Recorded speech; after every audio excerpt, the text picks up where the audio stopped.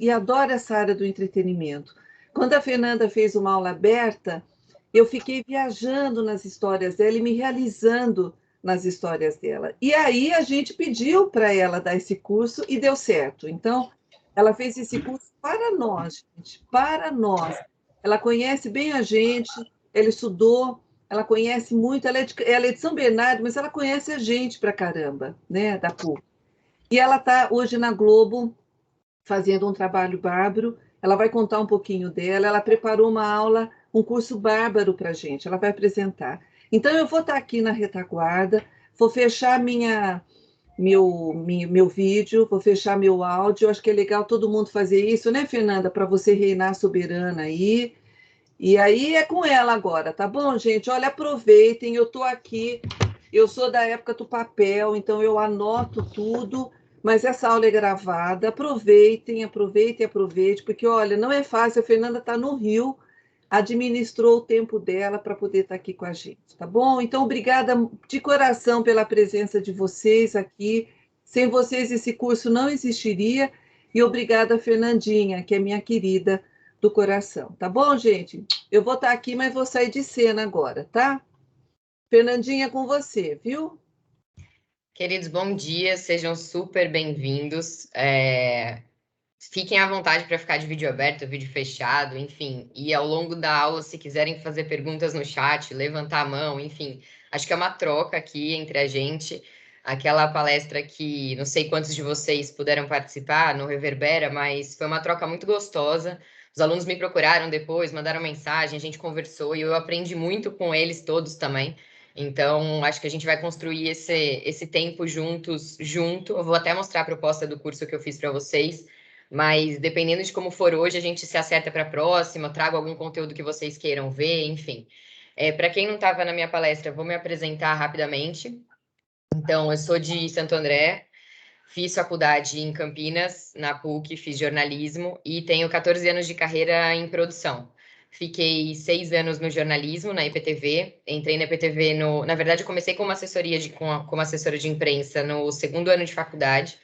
Fiquei ali trabalhando para alguns clientes da área de bares, restaurantes, tinha escola de inglês, tinham clientes diversos. Eu até achei que eu tinha encontrado meu caminho, achei que a assessoria podia ser um caminho legal, eu gostei muito, mas eu sempre fui muito apaixonada por televisão, assim, desde a minha adolescência.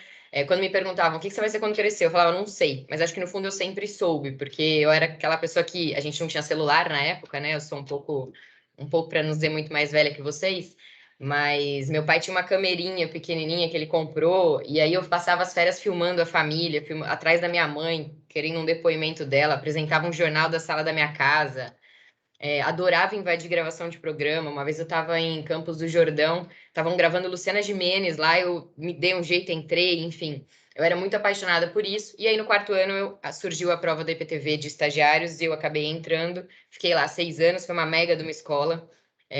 Fui muito feliz e aprendi toda a minha base para trabalhar com o que eu trabalho hoje. Boa parte da minha base veio ali da IPTV, do jornalismo. Passei pela apuração, reportagem, produção de conteúdo, apresentei previsão do tempo, fiz reportagem como repórter, e acho que o jornalismo ele te dá uma base muito legal para qualquer profissão que você escolha seguir depois. Tanto em relação à ética de trabalho, quanto a fazer as perguntas certas na hora certa, essa agilidade do timing do jornalismo. Acho que tudo isso me ajudou muito. E aí, 6 anos depois, eu fui para a Globo, aqui no Rio de Janeiro, que é onde eu moro hoje, fazer produção de conteúdo para o entretenimento. E aí passei por algumas séries, algumas novelas, fiz vários programas de variedades, Papo de Segunda, que História é Essa, Porchat, Dane-se do GNT, Se Joga, Video Show. E aí minha carreira aqui nos estúdios, eu comecei como assistente, passei a supervisão, gerência, e hoje eu sou gerente de atendimento, que é uma cadeira que eu não estou mais na operação de produção, mas eu estou ali organizando o portfólio de conteúdo no geral, ali com um olhar mais macro, mais estratégico, que também é uma delícia. E eu sou suspeita para falar de produção de conteúdo, porque eu sou realmente muito apaixonada pelo que eu faço. Eu vou dividir o material aqui com vocês, e às vezes eu vou voltar sem ele, só para vocês poderem me ver um pouquinho também, quando o que eu estiver falando não tiver relação com o nosso material aqui. Quando vocês estiverem vendo, ou se isso, quem puder, só me dá um toque. E aí, se alguém puder ficar me ajudando com mãos levantadas, porque eu não vejo mais vocês, tá? Quando a gente estiver projetando aqui. Tá passando, Fernanda. Para mim tá entrando ainda, tá no black.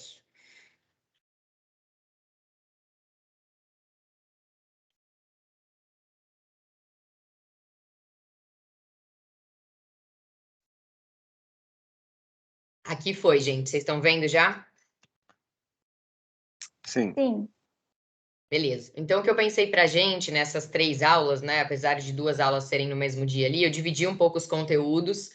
Hoje a gente, conversando com a Cissa mais cedo, a gente vai dar um intervalinho por volta de 15 para as 11, 11 horas, para tomar um café, beber uma água, ir no banheiro, enfim, dar uma respirada. E aí, assim, se a gente evoluir bem aqui nos conteúdos, talvez eu já invada o conteúdo da segunda aula. Se o assunto render muito, não tem problema também, eu me organizo para trazer o que ficar faltando na próxima, enfim.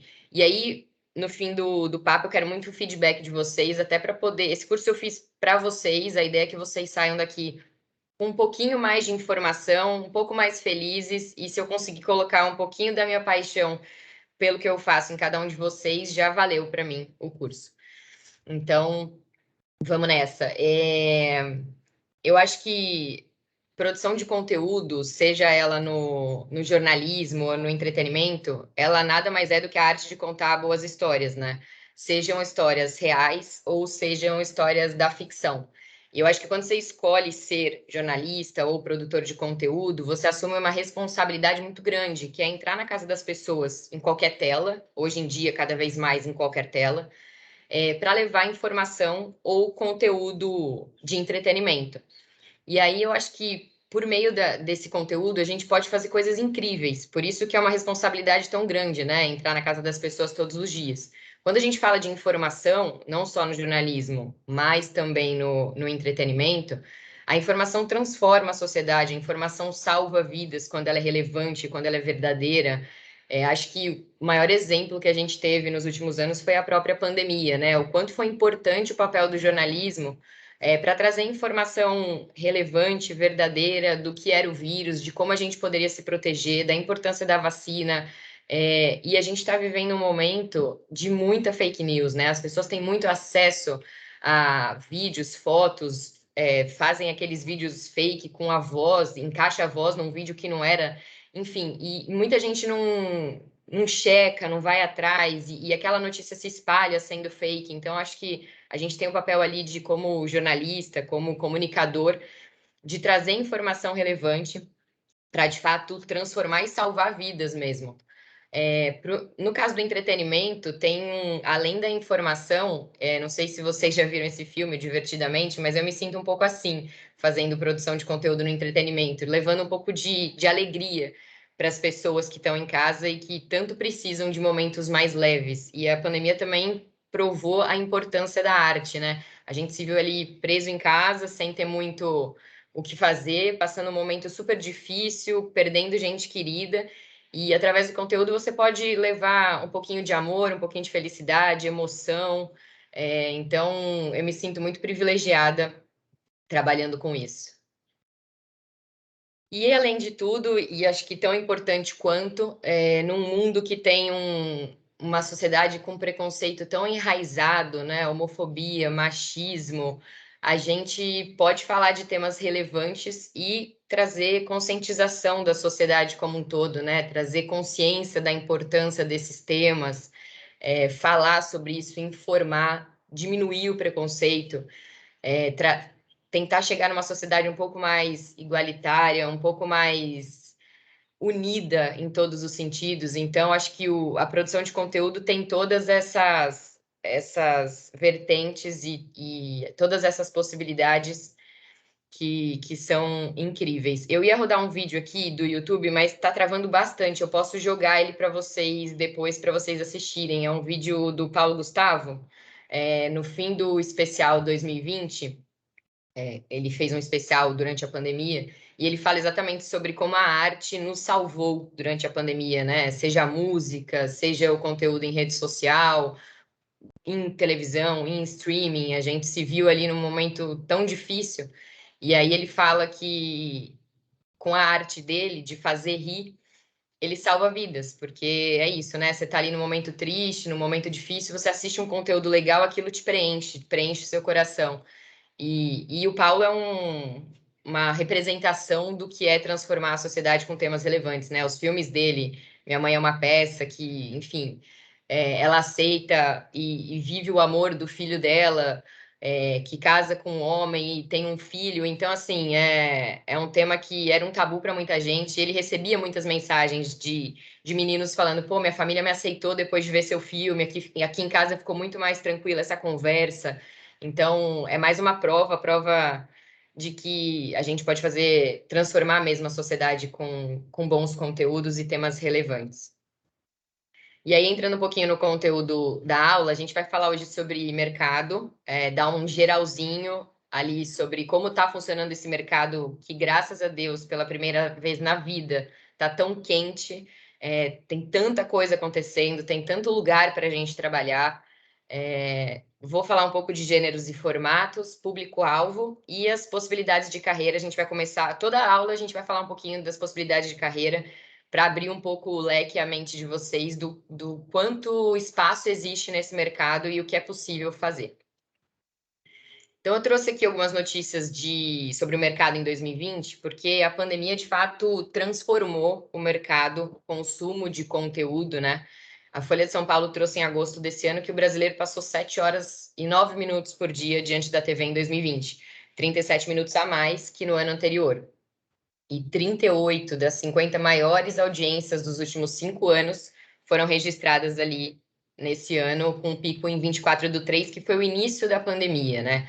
Então, a pandemia nos colocou dentro de casa, todo mundo passou a consumir mais conteúdo, e principalmente os streamings, né? Começaram a ficar cada vez mais relevantes para você, conteúdo on demand, você assiste a hora que você quiser e o que você quiser. Então, a Netflix atingiu 200 milhões de assinaturas no fim de 2020, segundo a Forbes, um crescimento de 37 milhões de novos usuários, 17 milhões no Brasil. Essa notícia é de março desse ano. E no Globoplay teve um aumento de 145% na base de assinantes, no primeiro semestre de 2020, comparado ao mesmo período do ano passado. É claro que quando a pandemia vai melhorando aqui no Brasil, né, e a gente vai retomando a nossa rotina, vai voltando à vida normal, tá todo mundo sedento por sair de casa, por fazer um esporte, encontrar os amigos e jantar fora. Então, naturalmente, 2021, da metade para frente ali, e o próximo ano, são e serão períodos de desafio para a TV aberta e TV fechada, principalmente. Os índices de audiência da pandemia deixam de existir, né? As pessoas voltam para a vida normal delas. Então, a gente tem um desafio em buscar uma audiência ali, de novo, com esse público que está voltando para a rua. Mas a transformação que a pandemia trouxe para o streaming, ela veio para ficar. Quem não tinha o hábito de assistir conteúdo ali em algum player, passou a ter. Os players, eles se uniram no sentido de trazer mais acessibilidade a preços mais baixos. Então, teve combo da Globoplay com Disney Plus, teve parceria da Globoplay com Discovery, e os preços também mais competitivos, né? Porque você tem mais opções ali de players, então naturalmente esses preços precisam ficar mais competitivos. Então, essa transformação que a pandemia trouxe, ela veio para ficar. Assim, eu uso o exemplo aqui de casa. Eu assistia Netflix, tinha ali meu app e Globoplay, obviamente, porque é onde eu trabalho. Durante a pandemia, eu baixei todos os outros possíveis e disponíveis, Amazon, enfim. E não pretendo largar, que é o que eu gosto de fazer hoje, é assistir conteúdo na hora que dá para assistir. Dificilmente eu vou parar para assistir uma televisão aberta atualmente. Claro que ainda existe esse público, graças a Deus, e espero que ele exista para sempre, mas o streaming veio para ficar. E aí, trazendo um pouquinho do cenário do mercado atual, e dividindo em grandes etapas ali, a gente tem TV aberta, que existe há muito mais tempo e vai continuar existindo, Globo, SBT, Band, Record, Rede TV, só alguns exemplos de TV aberta. E aí o modelo de negócio dessas TVs ainda é audiência e publicidade. Então, quanto mais audiência você atrai para a sua TV, para os seus conteúdos, mais anunciantes interessados em publicidade você tem. E aí você gera uma receita que faz sua conta fechar ali, porque você tem um gasto para produzir esses conteúdos, e por outro lado, você tem que ter um dinheiro entrando ali que gere uma receita de publicidade. Hoje em TV aberta, a gente tem alguns tipos de publicidade, né? E cada vez mais isso tem surgido novos tipos, a gente tem se reinventado, né, nessa publicidade. Então, tem o comercial tradicional e velho comercial de sempre, que você tem ali entre os programas, você vende os horários de comercial para os anunciantes. Tem a publicidade dentro dos conteúdos. Então, a Fátima ali com o Merchan Seara dentro do encontro. Ou você tem uma cena da novela e o cara tá bebendo uma Coca-Cola. E aí essa publicidade ela tem ali diversos tipos, e quando ela vem para dentro do conteúdo, a gente tem uma imensa preocupação de que seja uma publicidade orgânica, ou seja, que não seja um merchan completamente desconectado do conteúdo que a gente está fazendo ali. Então, quando a gente pensa numa cena de novela que vai ter uma família tomando uma Coca-Cola, aquilo tem que fazer sentido para aquele momento. A pessoa que está assistindo a novela tem que olhar aquela cena e achar que a Coca-Cola realmente está na cena, que aquilo não é um comercial. A gente tem buscado cada vez mais essa publicidade orgânica dentro dos conteúdos, que é a forma mais eficiente de vender as marcas. Então, e aí, assim, hoje em dia quando você assiste futebol, né? Tem lá, de visualização, tem milhares de tipos.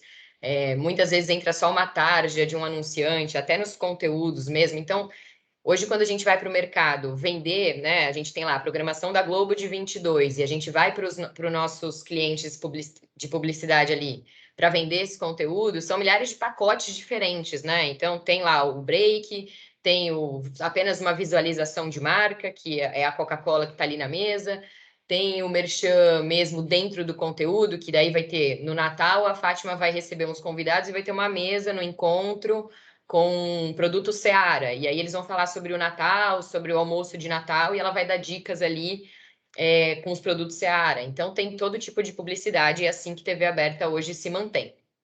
Por isso que a briga de audiência ela é importantíssima, porque quanto mais gente assistindo, mais interessante é anunciar naquela TV. O streaming, a gente tem dois principais tipos, né? Assim, eu trouxe alguns exemplos ali: Globoplay, Netflix, HBO Max, Amazon Prime, Disney Plus, e eles se dividem em SVOD e AVOD. O SVOD são aqueles streamings que a receita deles é baseada única e exclusivamente em assinaturas. Eles não trabalham com publicidade. A Netflix é um SVOD, eles não, por enquanto, pelo menos, não sei se isso está mudando, eles não têm publicidade dentro dos conteúdos. O Globoplay é um híbrido. O Globoplay ele tem uma receita que diretamente ligada às assinaturas, mas ele também tem publicidade dentro dos conteúdos. Ele também vende anúncios dentro dos conteúdos da plataforma. Então, basicamente, o streaming hoje se divide nessas duas categorias de modelo de negócio. E aí a lógica de publicidade é a mesma. Quando você traz uma publicidade para dentro do seu conteúdo, aquilo tem que fazer sentido. E muitas vezes é legal pontuar aqui, quando a gente está criando um conteúdo novo, a gente vai criar um novo projeto ali para qualquer player. Ele nasce já com oportunidades de negócio. Então, quando você vai fazer um conteúdo de um tema específico, ou sei lá, você vai fazer um game, um reality show, você já sabe que algumas marcas fariam sentido dentro daquele conteúdo de forma orgânica. Então, há uma tendência de você pensar esses conteúdos já com grandes oportunidades de negócio. Tem uma rede social no Instagram, que vocês devem estar super mais acostumados do que eu até, aquele perrengue chique que começou ali numa brincadeira e que é super divertido mesmo, de as pessoas passarem perrengues em lugares que deveriam ser super chiques mesmo, eles passaram a vender publicidade ali. Algumas fazem bastante sentido, outras nem tanto, outras você já assiste, eu pelo menos já fico com raiva, eu falo, ai meu, não era isso que eu tava, não queria ver publicidade aqui, eu tô entrando para dar risada. Mas muitas você nem percebe que é uma publicidade, que faz todo sentido com o conteúdo. Então, isso vale para todo e qualquer player, né? Não somente para streaming, TV aberta, enfim. Pensar o comercial dentro do conteúdo é muito importante. e traz receita, mas é uma linha tênue para não perder a mão ali no conteúdo e perder audiência, perder público. E Pay TV, que são os canais pagos por assinatura, alguns exemplos, GNT, Fox, ESPN, Discovery, tem uma receita híbrida também, que é venda as assinaturas e venda essa lógica de audiência versus publicidade. E aí trouxe ali no cantinho cinema, YouTube, redes sociais, porque hoje a gente produz conteúdo para todos os lugares, todas as plataformas, tá em todo lugar, né?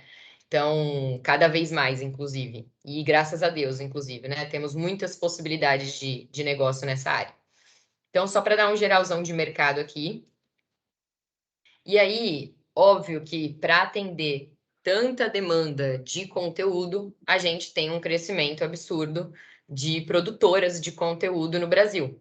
É porque quando você olha para esses players aqui, Globoplay, Netflix, HBO, Amazon, Disney, muitos têm produção própria, equipes de produção, mas muitas parcerias são feitas, muitas coproduções. Então, a Globo também faz isso, o Globoplay também faz isso com produtoras especializadas em filmes, em séries, em realities. Então, alguns exemplos de produtoras hoje: Conspiração, O2 Filmes, Floresta, Maria Farinha, Porta dos Fundos. Porta dos Fundos começou ali com o Porta dos Fundos, com o Porchat, e virou uma produtora. Então, hoje, o Que História é Essa Porchat, que é o projeto que eu produzi há muito tempo, ele é uma parceria Globo com o Porta dos Fundos. Então, a gente tem uma equipe híbrida ali. E essas produtoras vêm justamente para atender essa demanda de conteúdo. Os Estúdios Globo hoje, ele é uma produtora, né? Somos uma produtora de conteúdo e a gente produz conteúdo para os nossos players. Então, TV aberta, os canais pagos e o Globoplay. Tem um vídeo muito legal explicando o que é a Globo hoje, né? Porque eu ouço muito assim, trabalha na Globo, e as pessoas associam diretamente a Globo TV aberta. E a Globo é muito mais do que TV aberta hoje em dia, né? A Globo engloba muitos canais, toda a parte de produtos e serviços digitais. Cissa, será que vale a pena tentar rodar o vídeo? Vocês me falam se trava muito? Vai, Fernanda. Se não, se travar, a gente põe no chat. Você me passa aqui, eu ponho no chat para eles. Aliás, eu tenho aqui já o seu chat, o seu endereço. Peraí. Vamos lá Tá tentar. demorando para virar aqui da janelinha, a chance de travar é imensa, mas vamos tentar.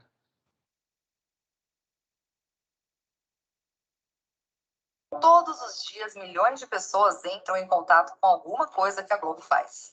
História, esporte, jornalismo, série, novela, show, documentário, música, tem de tudo. Para você ter uma experiência emocionante com a Globo, de muitos jeitos diferentes. Porque a Globo é a TV Globo.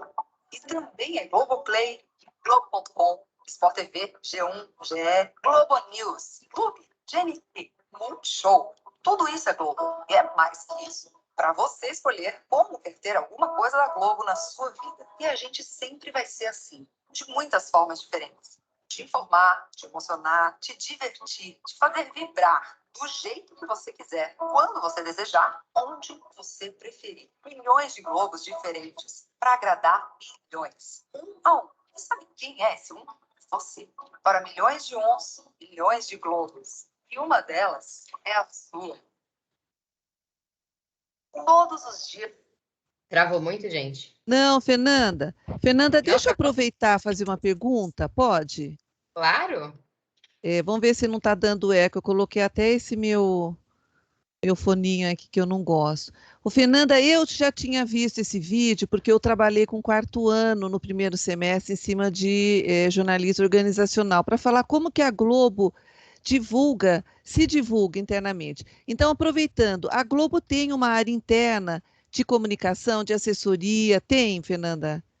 Tem, e até eu trouxe aqui, a gente vai falar sobre possibilidades de carreira. Essa é uma possibilidade incrível também. A galera que trabalha com marca e comunicação na Globo, eu acho incrível o que a gente faz, porque a Globo, ela teve que realmente se reinventar para acompanhar o mercado, né? Esses streamings todos que surgiram, esses novos players da internet, as redes sociais, eles vieram muito rápido. E a Globo era uma empresa tradicional de TV aberta. A gente teve um começo de relação com a internet muito estranho, que a gente não conseguia entender. A internet é um concorrente, como é que a gente vai lidar com isso?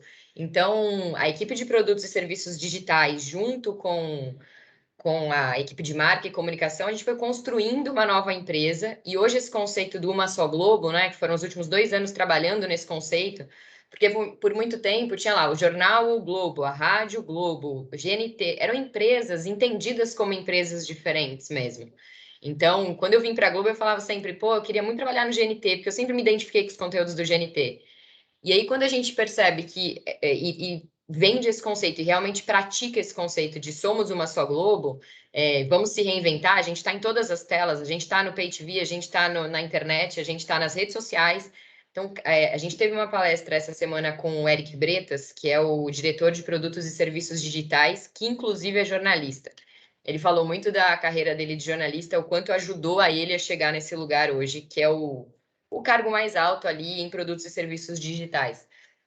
E ele estava falando exatamente sobre isso, assim, como foi importante essa transformação, como antigamente a gente tinha muita dúvida sobre, será que os nossos produtos precisam ter rede social? Será que é legal que os nossos talentos tenham rede social? E hoje, assim, o Big Brother já nasce com uma rede social. Às vezes a novela tem um personagem que tem uma rede social do personagem. Isso gera receita, isso gera engajamento, isso gera conversa. E o pessoal de assessoria e marca e comunicação tem que estar 100% conectado com isso para fazer uma campanha como essa, que somos milhões de Globo para milhões de pessoas que nos assistem. Então, assim, você pode não gostar da TV aberta, você pode não concordar com o que a gente faz no jornalismo, mas tem certeza que você vai gostar de alguma coisa. Você vai gostar de um canal off, onde você vai encontrar esporte, você vai gostar de uma culinária no GNT, você vai dar risada com o Paulo Gustavo no Multishow. Eu falo muito Paulo Gustavo, tá, gente? Eu não aceitei a morte dele ainda. Lidem com isso, eu era muito fã. E eu tinha pedido para produzir um especial dele antes dele morrer, e tinham me dado o especial, e aí não deu tempo, infelizmente. Não deu tempo. Mas, enfim. Eu acho que é isso, assim. Hoje a gente faz conteúdo para todo tipo de gosto. E é isso, a Globo é isso. Fernanda, e essas várias Globos, elas estão divididas entre São Paulo e Rio de Janeiro? Olha, no entretenimento, sim, as dois grandes polos são Rio de Janeiro e São Paulo. Novela, principalmente novela e série, a gente produz mais no Rio de Janeiro por conta das cidades cenográficas, né? A gente tem uma estrutura muito grande. A gente, quando recebe executivo de fora, né? A gente tem a área internacional, que eu vou falar um pouquinho sobre ela também. A gente recebe bastante executivo de grandes empresas que produzem conteúdos fora do Brasil. Os caras ficam alucinados com a nossa estrutura daqui, assim, é muito grande. A gente tem possibilidades imensas dentro de casa. E hoje a gente tem muitas cidades cenográficas prontas que você só precisa dar um ajuste para gravar uma novela ou outra, uma série ou outra. Então, essa produção de conteúdo especificamente é muito aqui. Em São Paulo, a gente produz alguns conteúdos, a gente produz o Altas Horas em São Paulo, hoje o Mais Você está em São Paulo. Então, a gente tem um polo forte em São Paulo também. E aí é esse híbrido com a maior força aqui no Rio mesmo. Ok, ok. Gente, mais alguma pergunta até aqui? Voltamos para o material. Vou voltar, então. Pode.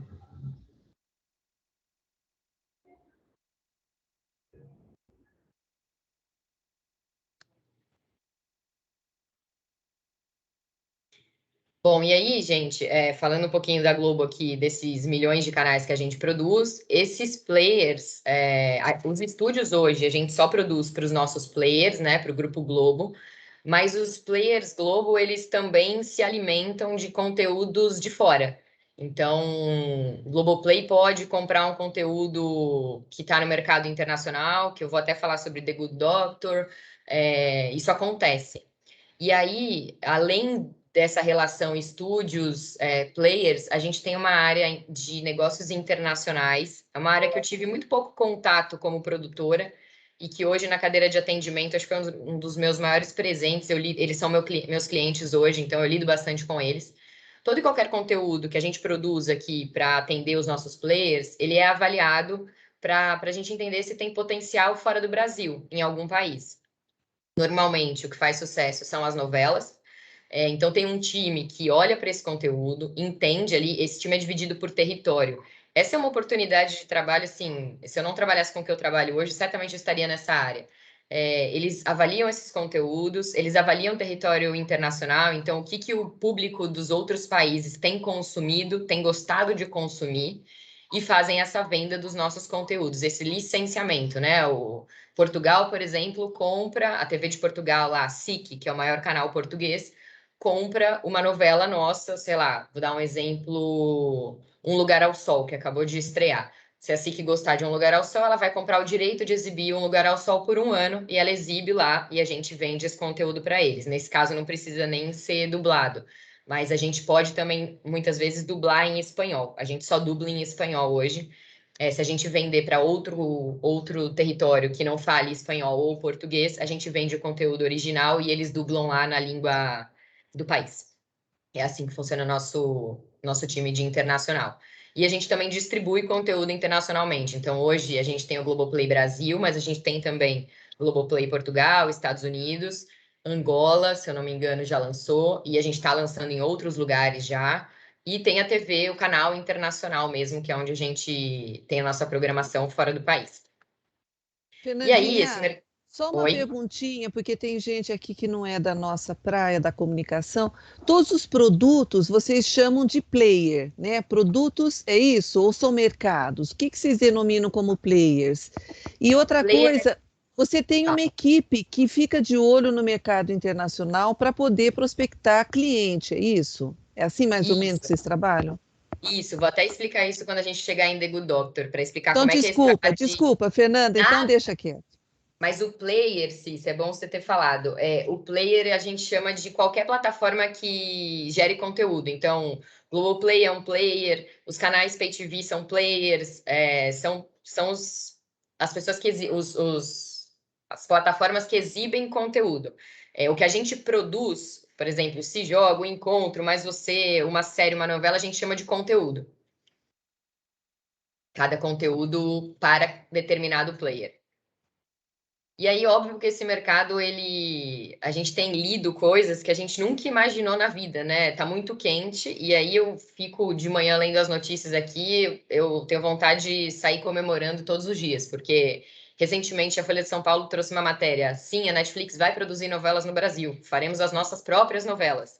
É o Francisco Ramos, que é vice-presidente de conteúdo da América Latina. A gente nunca imaginou, 10 anos atrás, que alguém, além da Globo, ia produzir novela com essa força, né? A gente tinha lá as novelas da SBT, da Record, mas a Netflix, quando chegou, principalmente quando ela começou a chegar, a gente nunca imaginou que era um player que produziria novela.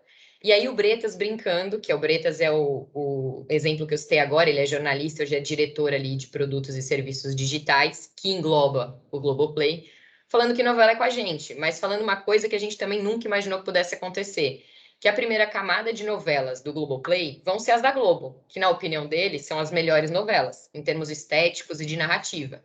Mas ele também tem novela mexicana, ele tem também novela turca, que é isso que a Cissa perguntou agora, como é que é esse time que fica de olho no que está rolando lá fora, né? E eu trouxe um exemplo aqui que é interessante, a gente comprou, o Globoplay comprou essa série, The Good Doctor, quando ela era ainda um roteiro.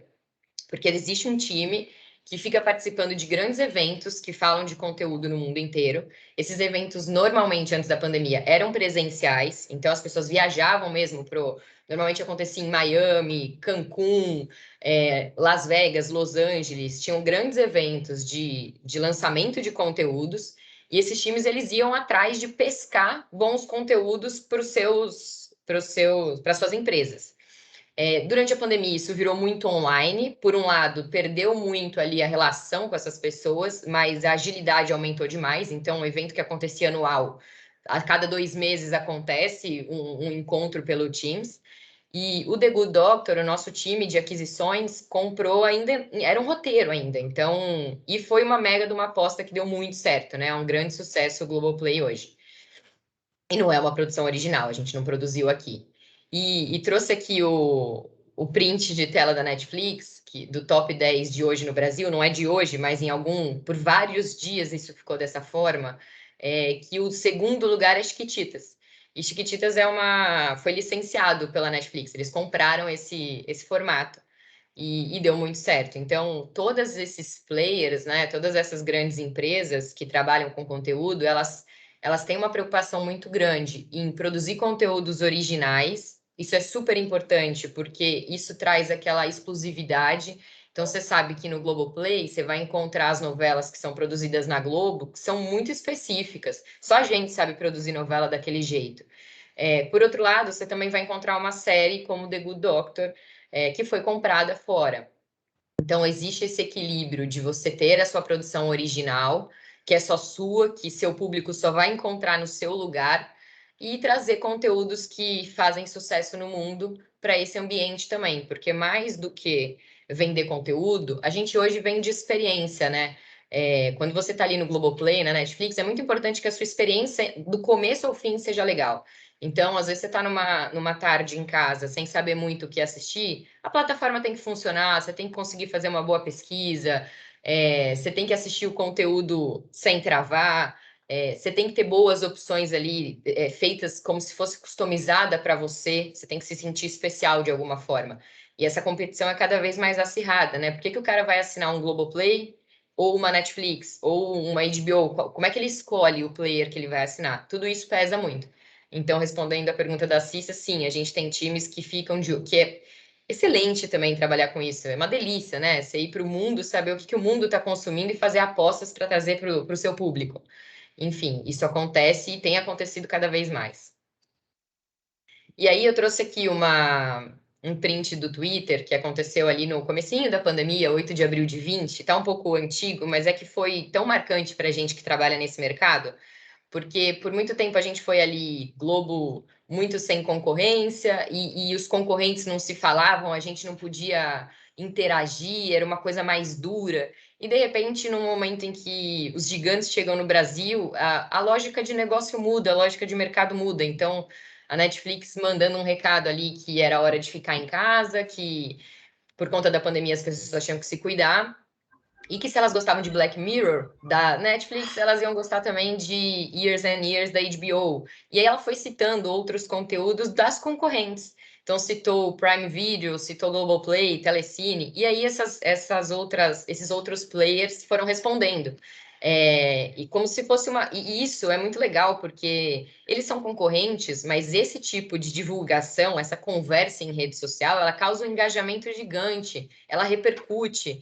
Então, ela atinge pessoas que hoje não assinavam nada disso e que começam a se interessar para assinar um player ou outro, para assistir um conteúdo desse.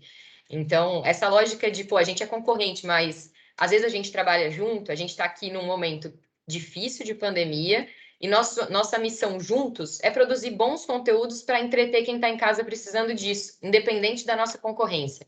Então, acho que isso nos mostra uma transformação de mercado muito legal. E aí, assim, foi longe essa conversa, tá? Todos os players responderam, e aí essa brincadeira durou bastante tempo, engajou muita gente, teve muitos comentários, e foi bem marcante para o nosso mercado.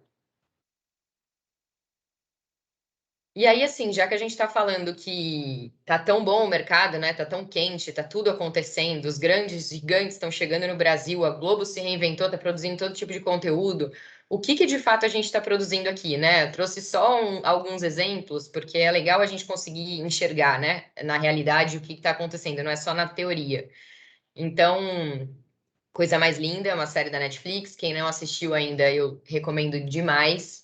Série gravada boa parte no Rio de Janeiro, atrizes brasileiras, gravada aqui com equipes do Brasil, 2 temporadas. Ela traz muito a diversidade como tema, a força da mulher, o feminismo. Eu sou apaixonada nesse conteúdo. É muito gostoso assistir, tentando identificar locações que foram gravadas. Os produtores de conteúdo têm essa tristeza, né? Eu, quando assisto conteúdo aqui em casa com meu marido, que também é produtor de conteúdo, é um inferno, assim. A gente nem convida ninguém para assistir série com a gente, porque minha mãe fica irritadíssima. Rafael fica tentando descobrir qual foi a locação, quanto será que eles pagaram nesse lugar para gravar, fica criticando figurino, se tá bom, se não tá bom. Enfim, mas a série é maravilhosa e eu super recomendo. E é uma produção Brasil raiz, gerou um monte de emprego em todas as áreas. A gente vai falar sobre essas possibilidades de carreira, mas produção Brasil original. Casamento às Cegas é um reality americano, foi adaptado para o Brasil. É um experimento social e eles vendem como um experimento social não roteirizado. Eu assisti o americano e o brasileiro. Não sei se acredito nesse não roteirizado 100%, mas, enfim, é o que eles falam. É uma produção da Netflix com uma produtora de Los Angeles. Tem uma temporada no Brasil por enquanto. também é gostoso de assistir para entender a estrutura. É muito bem gravado, é muito bem produzido no Brasil, assim, uma estrutura muito legal. É um reality que vale a pena e é uma produção que a gente acha, eu não consegui descobrir ainda com toda certeza, que o hotel que eles gravam é no interior de São Paulo, que é um hotel que a gente acha que a gente conhece aqui. Mas também geração de emprego bombando para quem mora aqui e trabalha nessa área. O Dom, da Amazon, que é uma série, uma temporada, 8 episódios, inspirada em fatos reais, produzida, é uma parceria da Amazon com a Conspiração. Conspiração é uma produtora bem forte, série gravada, bastante gravada no Rio de Janeiro, bem legal também, recomendo. Tem uma polêmica dessa série sobre essa, inspirada em fatos reais, uma briga de família ali, mas a série em si é bem boa. E aí a gente entra um pouco para entender os gêneros, né, desses produtos, desses conteúdos todos que a gente produz. Quando a gente fala em gênero no entretenimento, é um tema difícil de ser tão preciso. Eu li vários livros, procurei várias referências e achei que esse fazia mais sentido de trazer para vocês, que é um livro mais recente, não tão recente, mas não tão antigo, Gêneros e Formatos na Televisão Brasileira. O autor tentou mapear todos os gêneros e formatos. E aí, eu peguei só os gêneros aqui, porque formato, eu vou explicar para vocês a diferença que tem de formato na teoria e na prática, por isso que eu foquei primeiro em gênero. Então, os gêneros que ele traz no livro são esses, alguns dos gêneros, né? Teledramaturgia, série, game, reality, enfim, todos esses que vocês estão vendo, que na verdade é uma divisão pela forma como o conteúdo é produzido. Então, quando você fala numa teledramaturgia, ela tem características que a levam a ser uma novela. A série é a mesma coisa. Então, é para facilitar ali na hora de produzir. Quando você decide produzir uma novela, você sabe que tem alguns padrõezinhos ali que, claro, você pode mexer, mas que ela precisa ter cara de novela, né? Que o público precisa entender que ela é uma novela. E aí, assim, como é um tema difícil de explicar sem trazer para a prática, eu trouxe alguns gêneros que a gente trabalha ali dentro das produções que a gente faz na Globo. Então, variedades pautas são os conteúdos normalmente ao vivo, eles podem ser diários ou semanais, e eles são quentes, ou seja, eles têm sempre os temas dos conteúdos, eles têm sempre uma relação muito forte com o que está acontecendo na sociedade atualmente, no dia a dia das pessoas. Esses conteúdos normalmente têm convidados ou plateia, dia a dia, né, para gerar uma conversa em cima dos temas, para gerar uma troca. E tem os VTs que a gente roda, que são VTs muito na pegada do que a gente faz no jornalismo, né? São VTs sobre temas específicos, mas com aquela leveza do entretenimento, com um pouquinho mais de humor, com um jeito mais. O jornalismo tem encaminhado muito para esse lugar, né? Quando a gente não está falando de grandes tragédias, obviamente, de assuntos onde não cabe o humor, o jornalismo tem encaminhado para uma leveza também, para desrobotizar os repórteres ali. Mas os VTs do entretenimento são ainda mais, tendem a ser ainda mais leves. E aí, trouxe para vocês aqui um espelho do É de Casa, que foi o É de Casa, não sei se vocês conhecem, o É de Casa é um programa que vai ao ar todo sábado. Ele começou com 3 horas de duração, hoje ele tem 5 horas de duração. Deu super certo no horário que ele é exibido, ele vai ao ar bem cedinho no sábado. E ele foi um dos conteúdos nossos mais impactados pela morte da Marília Mendonça. A Marília morreu no dia 5, 5 horas da tarde foi que saiu a notícia correta, né? Porque 3 horas da tarde tinha aquela notícia que eles estavam bem, enfim, deu uma confundida ali em todos os produtores de conteúdo. E aí, 6 horas da tarde, 5h30, 6 horas da tarde, veio a confirmação oficial. Então, imagina que num programa como É de Casa, tem uma equipe ali, é um programa semanal muito parrudo, né? São 5 horas de conteúdo ao vivo, então é um conteúdo super trabalhoso, tem uma equipe grande por trás. E o espelho do É de Casa, né? Para quem não é da nossa área, o espelho dos programas, ele é exatamente isso que vocês estão vendo aqui, só que em outro sistema, né? Então, a gente vai, o redator final ali do projeto, do conteúdo, junto com o diretor, vão definindo os assuntos do dia vão espelhando isso, vão colocando isso num espelho mesmo, para olhar se faz sentido, e aí a gente, a partir desse espelho, começa a produzir o próximo programa. Então, apesar do É de Casa ser um conteúdo ao vivo, a gente precisa se apoiar em VTs gravados, em entradas ao vivo, para que a gente consiga ficar... Deixa eu beber uma água aqui, gente, perdão. Para que a gente consiga ficar ali 5 horas no ar, né? Então, imagina que 2 semanas antes de um programa como É de Casa, a gente já está construindo o espelho daquele sábado, ou seja, sábado do dia 6 de novembro, 2 semanas antes a gente certamente já estaria falando sobre isso. E aí, quando acontece um factual desse, né, morre uma cantora, mulher, 26 anos, um filho pequeno, uma mulher que é representatividade pura, né? Que trouxe o feminismo para o sertanejo, a força da mulher. O sertanejo sempre foi muito machista, sempre contou a história dos homens bebendo e das mulheres, e deles desprezando as mulheres. E aí vem uma mulher forte, com letras que causam identificação e que tem, assim, um mundo de fãs que se identificam com ela por algum motivo. Então, é um tema que você, num programa desse, você tem que mudar o programa inteiro. Não faz nenhum sentido você ignorar, e não faz nenhum sentido, menos de 12 horas depois, você ter um programa ali em cima de temas frios, leves, outros temas que não a morte da Marília. E tem uma linha tênue aí, que é qual é o nosso limite para falar desse tema sem que vire uma exploração da tristeza alheia, né? Como é que a gente conta essa história? Como é que a gente homenageia a Marília? Como é que a gente faz essa homenagem para ela sem ser sensacionalista, sem explorar a dor do outro, que é tudo que a gente não quer e é todo o perfil que a gente não é. Então, eles tinham lá um espelho pronto, já pensado para o sábado, dia 6. E aí, quando acontece uma coisa dessas, assim, eu já trabalhei no É de Casa há um tempo, assim como já trabalhei no Video Show, que eram programas mais quentes. Ninguém mais tem função ali. Todo mundo dá as mãos e ajuda todo mundo, assim, apesar do tema ser muito difícil, né? Apesar de ser morte, muito triste, a adrenalina desse momento de quem trabalha ali é gostosa, assim, é uma adrenalina que você se vê num lugar de eu preciso produzir um bom conteúdo amanhã, assim, eu preciso saber falar desse tema, eu preciso trazer informação para quem está em casa. Como é que eu deixo esse conteúdo interessante e fazendo sentido com o momento que a gente está vivendo? Então, assim, tem o redator final, que é o cara que vai ali decidir de fato o que de conteúdo vai entrar no espelho.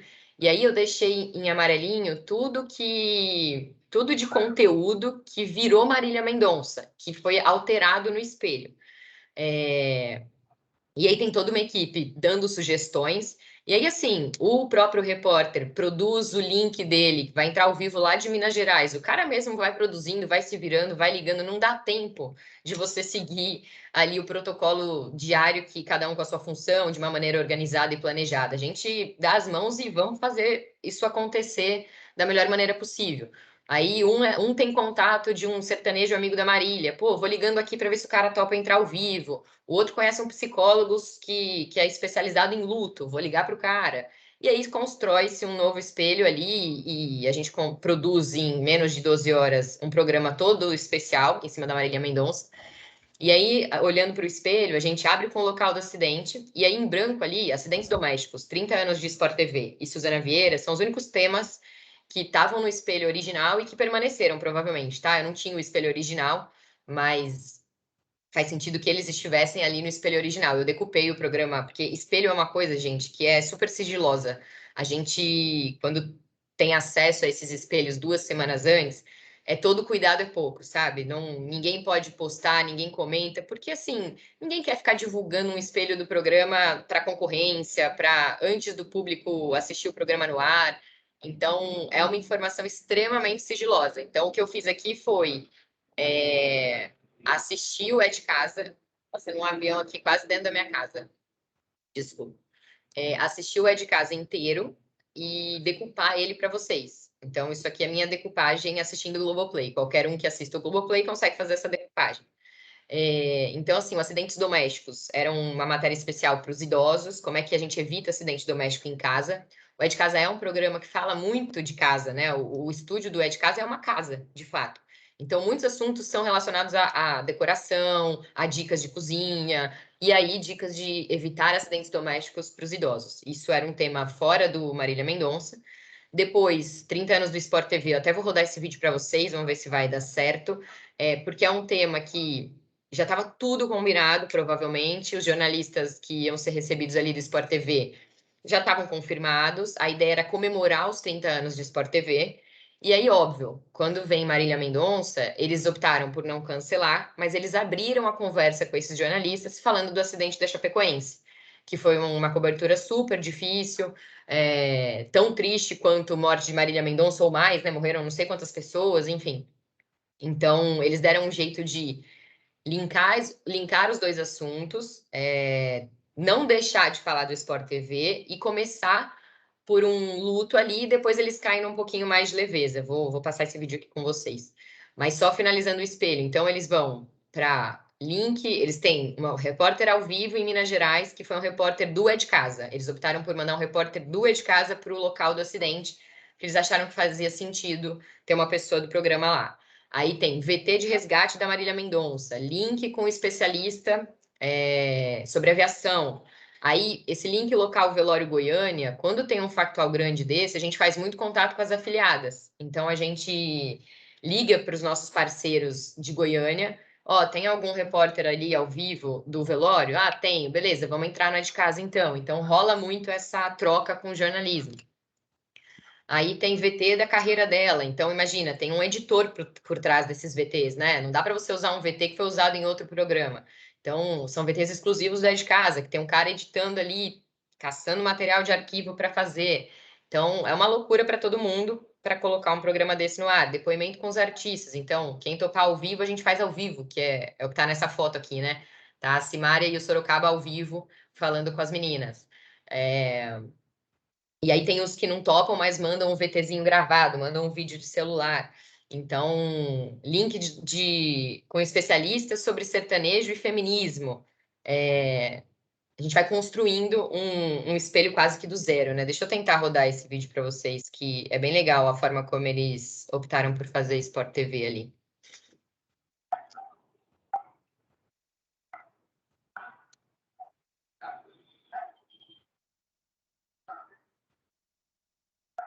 Impactante aí a cena do violão, né? Sendo retirado de dentro do avião. Querido, segura aí. Fica bem, tá? Força aí. Tamo junto, Manuel. Tamo junto, a gente precisa de você. Tá aí no local do acidente, em Caratinga, para trazer novas informações sempre que necessário, viu, meu querido? Fica bem, força aí. Não tá fácil. Não tá fácil. Esse distanciamento que é necessário, né? Para a gente, nesse momento, apresentar um programa e não se sensibilizar, não se emocionar com essas imagens, com tudo ocorrido e com a perda, né, irreparável dessas 5 famílias, né, dessas 5 vidas, realmente é muito impactante. Barulho forte da cachoeira, olha, Ana. O Manuel tem toda a razão de estar realmente emocionado. É o que a gente falou, né, a cachoeira leva, né? E é isso. Bom, apesar desse dia triste, né, dessa enorme tragédia, a gente não quer acreditar que está acontecendo, mas infelizmente ela aconteceu.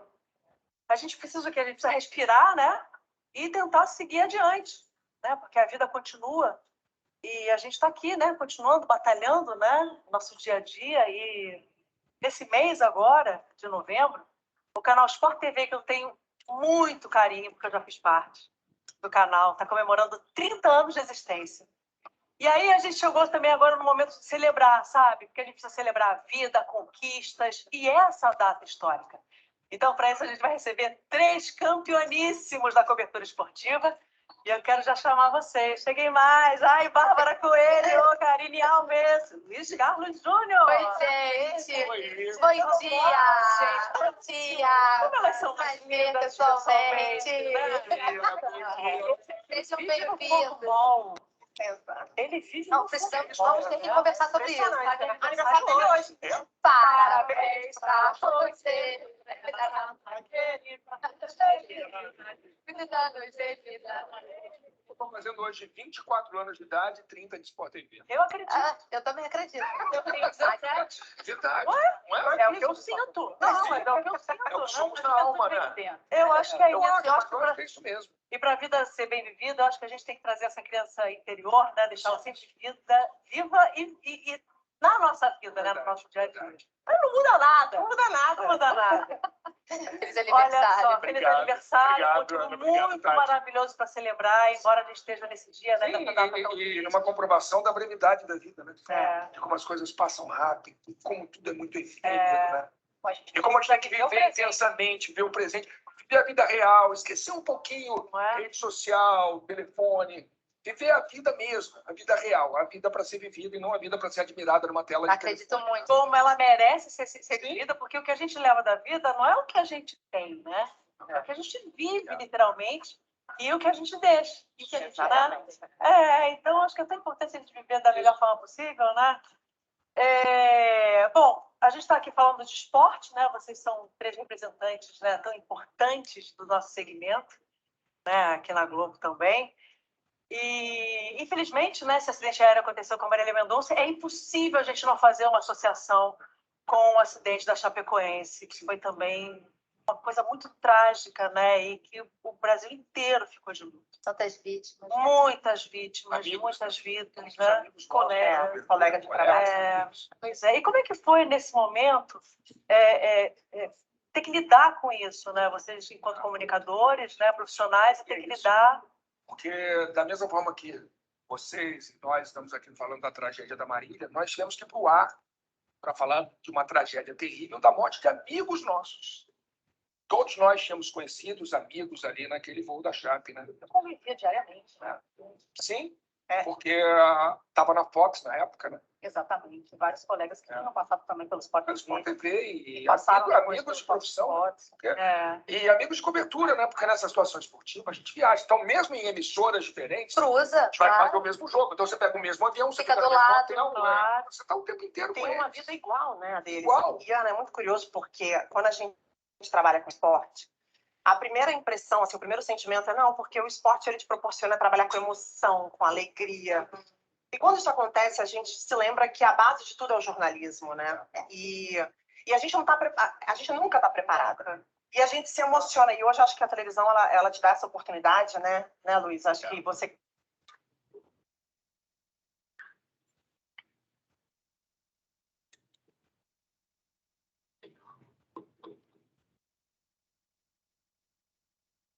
Vocês estão me vendo, Tá, gente? Então, Agora parei, sim. né? Não parei de propósito aqui, só para ter noção ali de como é que eles fizeram essa transição, né? Assim, estava marcado para uma comemoração do Sport TV, e aí linkaram com o tema da Chapecoense, o luto, como é difícil no papel do jornalista, do comunicador, dar essas notícias, ainda mais quando você tem relação com essas pessoas, você conhece. E aí, enfim, conseguiram ali manter uma comemoração, linkando um pouquinho com o assunto, deixando leve, mas sem deixar de falar do luto. E até tirei um pouco a apresentação. Fala, para falar. Fernandinha, tem um comentário aqui, 2 legais aqui, falando da Ellen, é de um malabarismo impressionante a postura deles e de toda a equipe, ela comenta, né? E o Bruno, que é o nosso editor aqui de imagem, é bacana destacar o trabalho de gestão de humores nesse roteiro. Atenção que foi dada para a transição entre 2 assuntos de climas tão diferentes. Este é um ponto delicado e muitas vezes negligenciado em apresentação de programas e jornais. É mesmo, né, Fernanda? Perfeito, é isso mesmo. Assim, a Ana, ela tem muita experiência, né, como apresentadora ali. Às vezes a falta de maturidade nos leva para um lugar errado, né? A gente erra sem querer ali na forma de dar uma notícia ou na forma de falar sobre um assunto. E acho que houve uma preocupação muito grande ali do Ed Casa de manter esse tema, até o cantar o parabéns ali, para mim, pelo menos, não bateu mal. Assim, é aniversário dele, vamos celebrar, e aí no segundo seguinte, vamos falar de luto, já estava todo mundo com outra feição, outro tom de voz, né? Acho que você, como apresentador, como repórter, você aprende a modular a sua voz ali de acordo com o tema que você vai falar sobre. Isso é super importante, porque é isso. Quem está em casa e se consegue identificar esse tipo de atitude, né? E ali no É de Casa, eu acho que se eu tivesse que avaliar a escolha do programa para esse sábado, eu achei de extremo bom gosto a forma como eles conduziram o assunto, assim, todo mundo realmente emocionado. E aí, assim, não sei se vocês têm Globoplay, mas esse sábado vale a pena assistir, que tem um momento ali da Maria Cândida, que é a pessoa que entra ao vivo de São Paulo, falando sobre saúde normalmente.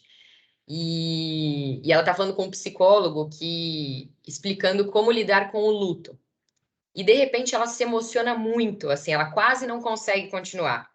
E aí ela conta a história dela, que ela perdeu o pai dela de maneira trágica 2, 3 anos atrás, não me lembro. O pai dela sofreu um acidente de trabalho, ele era engenheiro, ele caiu num buraco, numa construção, super jovem.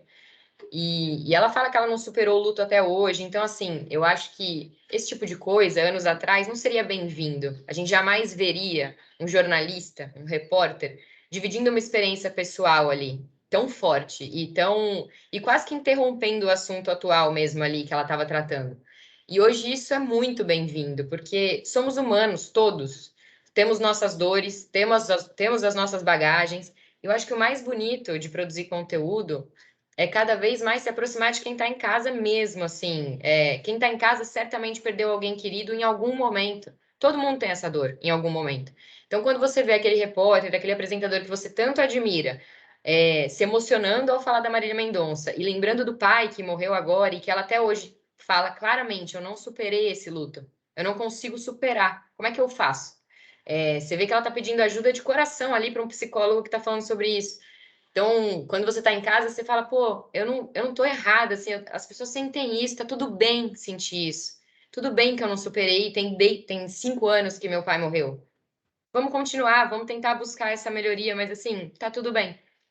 Então, eu acho que essa transformação, essa humanização da informação e de quem está na frente das câmeras, né? Ela é muito bem-vinda, na minha opinião, eu gosto muito desse tipo de produção de conteúdo, assim, de quem deixa a emoção fluir mesmo, assim. A gente chora, a gente ri junto com quem está em casa.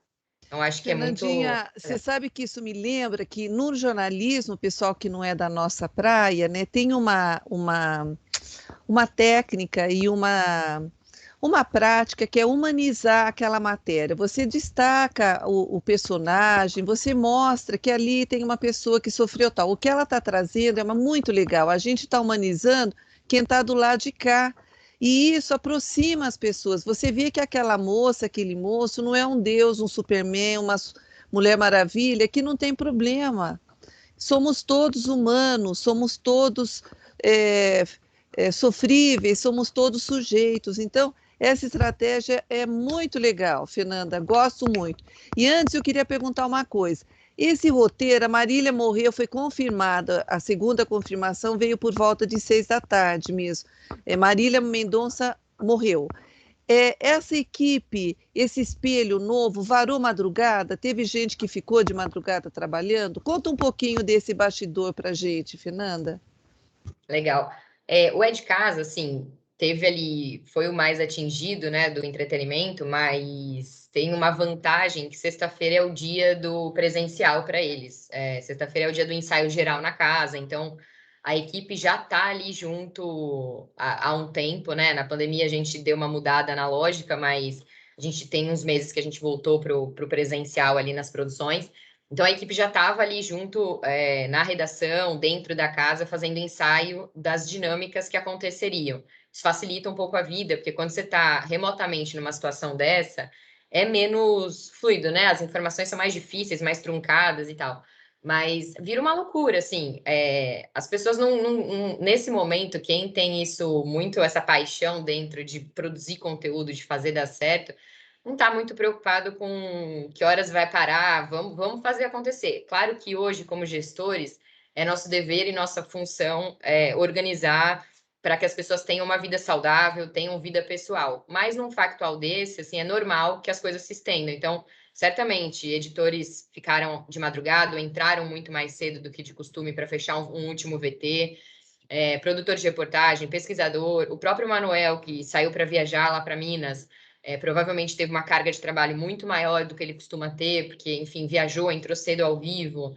Então, sim, isso mexe completamente com a rotina de uma redação, mas a sensação depois que um programa vai pro ar, quando você acerta, né? Quando você assiste aquilo e te dá orgulho, fala, pô, eu acertei no tom, eu acertei nos conteúdos, você vê uma boa repercussão em rede social, te dá um prazer, assim, que não tem como, não paga, assim, não importa quantas horas você trabalhou, quanto você se dedicou, é um tipo de trabalho que a gente consegue ver o resultado. Isso é muito legal, assim. Eu acho que tem muitas profissões que você tem mais dificuldade de entender o resultado final. E quando você está produzindo conteúdo, a equipe inteira é responsável pelo conteúdo, assim. Quem está em casa vê quem está no vídeo, mas todas as pessoas envolvidas em algum momento, o cara que pesquisou o personagem, o cara que editou, o cara que escolheu o figurino, a pessoa que fez a caracterização, todo mundo é responsável por aquele conteúdo e todo mundo se sente muito responsável.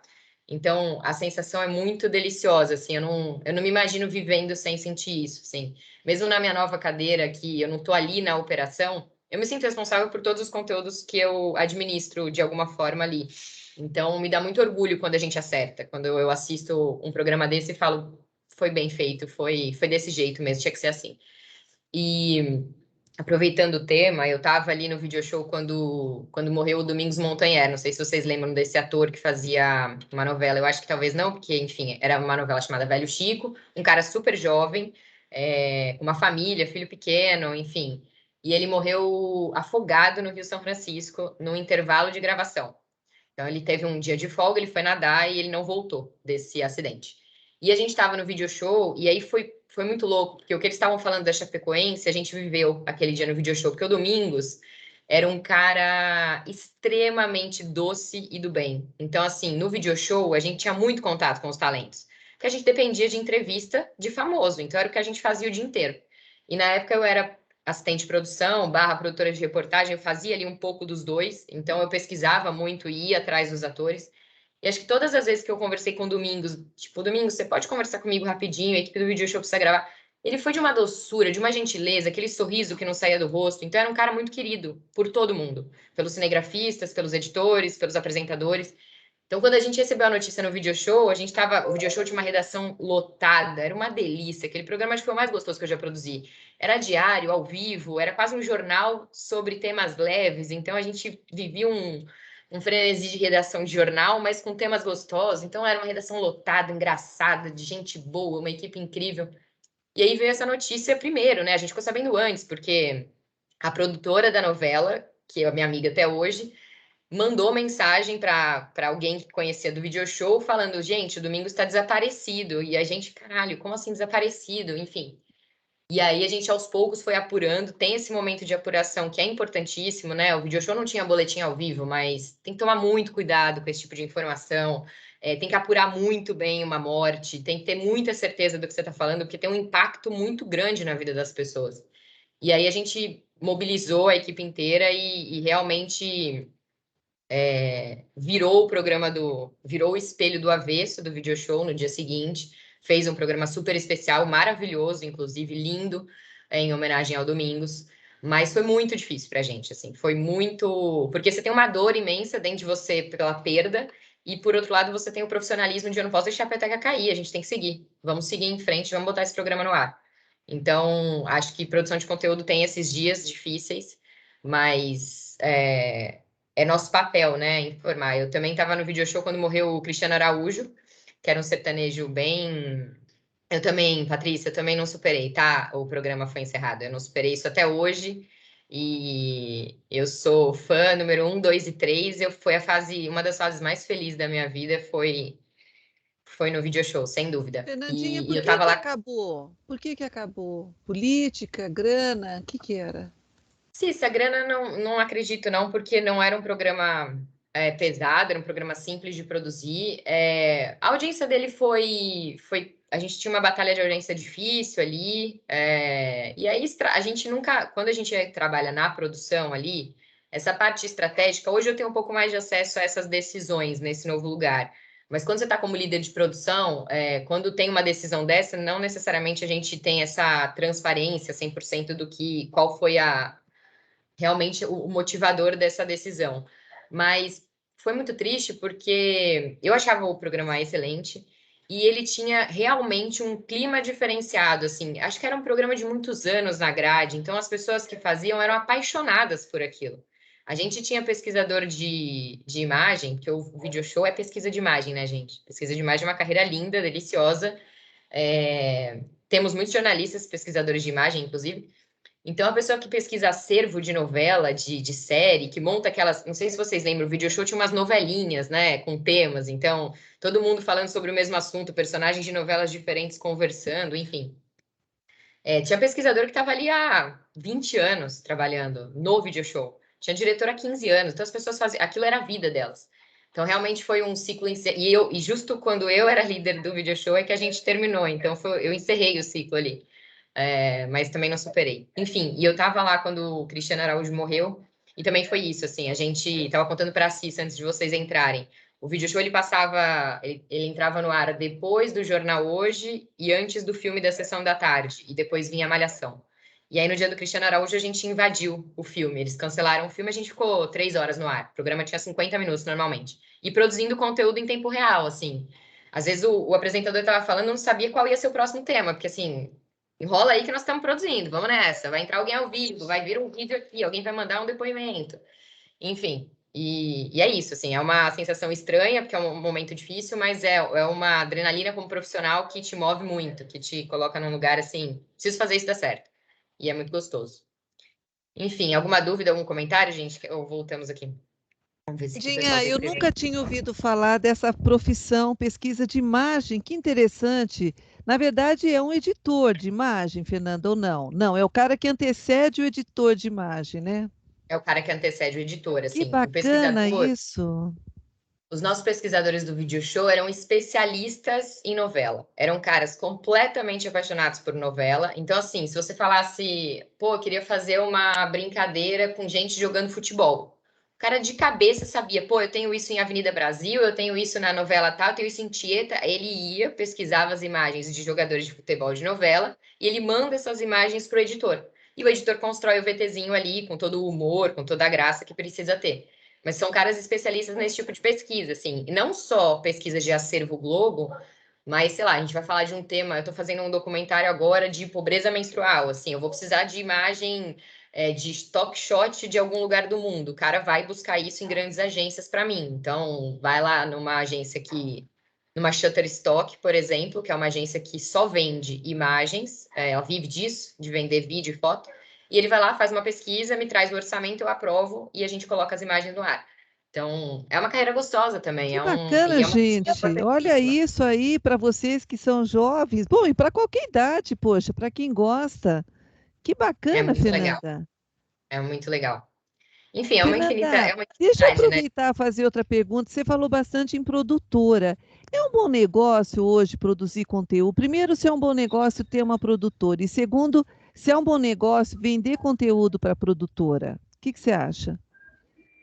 É um mercado. Assim, acho que a gente está vivendo um momento bom de mercado, mas a gente está lidando com com gigantes desse mercado, né? Eu acho que tem um mercado ali de produção de conteúdo para rede social, de YouTube, que dá muito dinheiro. A gente vê TikTok, enfim, tudo isso dá muito dinheiro hoje. Mas aí é uma geração que precisa se especializar nesse tipo de produção, né? Uma produção bem específica. Outro dia eu estava assistindo algum programa, não me lembro qual, e tava com uma galera de famosos. E eu, assim, gente, eu tenho 35 anos, né? Eu não entrei no TikTok, por exemplo, ainda. Assim, eu sei que existe, eu olho para saber o que tá rolando, mas eu não tenho TikTok, eu não faço TikTok.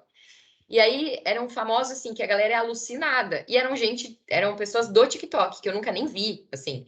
Então tem uma nova linha de produção de conteúdo que dá dinheiro, que eu acho que é um caminho possível, que faz sentido. Ter uma produtora de conteúdo para emplacar conteúdo nos grandes players, eu já acho mais complicado porque tem uma qualidade que você precisa ali, é muito dinheiro investido, né? Um conteúdo bom é um conteúdo carésimo, assim, para fazer uma novela, uma série. Tem conteúdo bom barato? Tem um monte. Mas alguns conteúdos específicos, eles têm uma estrutura por trás muito cara. Então, eu acho que ter uma produtora hoje, a concorrência é grande, né? Tem muitas produtoras excelentes, com uma mega bagagem ali. Mas tem uma produção de conteúdo menor, para rede social, para YouTube, Entendi. que eu acho que é um caminho excelente e que eu Entendi. entendo muito pouco, tá? Desse mundo, assim, de produção para Instagram, TikTok, YouTube. Eu conheço amigos que se dão muito bem nesse lugar, produzem conteúdo, vendem publicidade, e aí você gasta menos dinheiro, né? Então, mas acho que trabalhar nessas produtoras é um caminho excelente em qualquer uma dessas funções, né, que a gente Sim. citou aqui. Talvez fosse uma boa trabalhar na produtora grande, né? Aprender o beabá, conhecer as pessoas, né? A dinâmica, por exemplo, uma conspiração que é um monstro, né, Fernanda? Eu vejo que eles fazem é de babá. E aí depois, aí você vai pensar o que você vai fazer, ou talvez você nem queira ter a sua produtora, mas continuar trabalhando com um grande, que é um ótimo negócio também, né, Fernandinha? Exatamente. E hoje, assim, é legal porque existe uma liberdade ali de você ter uma boa ideia. Você pode bater na porta de uma produtora e falar: minha ideia é essa, eu tenho um roteiro. Você quer fazer o meu roteiro? Porque daí você não investe o seu dinheiro, você investe a sua ideia. E aí, se a Conspira, ou se a Floresta, ou se qualquer produtora fala: pô, essa ideia é boa, eu vou produzir para tentar vender para algum player. Você vende a tua ideia ali, você negocia. Então, assim, esse mercado hoje está muito dinâmico. Na Globo, acho que é uma das portas mais legais que foram abertas é que hoje qualquer um pode sugerir um conteúdo. Então, eu não sou mais produtora de conteúdo, eu não sou autora, mas eu estou produzindo um projeto, um documentário, para tentar vender para o Globoplay. E assim, se vender, eu vou entrar como criadora. E isso é muito legal, né? Assim, é uma possibilidade incrível. Enfim, Isabela está com a mãozinha levantada. Tem uma pergunta aqui também da Isabela. Você consegue ler dos produtores? Consigo. Como os produtores decidem as pautas e temas de um programa de entretenimento?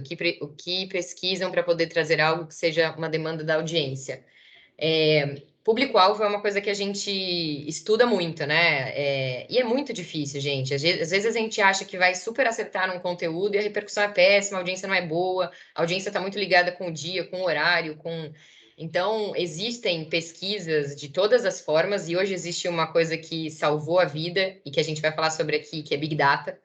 Dados ajudam demais a você produzir conteúdo customizado e para o público que ser mais preciso nessa produção de conteúdo, mas existe uma discussão sempre em cima de um espelho, tem um redator final que toma a decisão final, baseado nesses dados, nesse feedback do consumidor, e muitas vezes erra, não tem muito jeito, é no dia a dia que a gente vai acertando.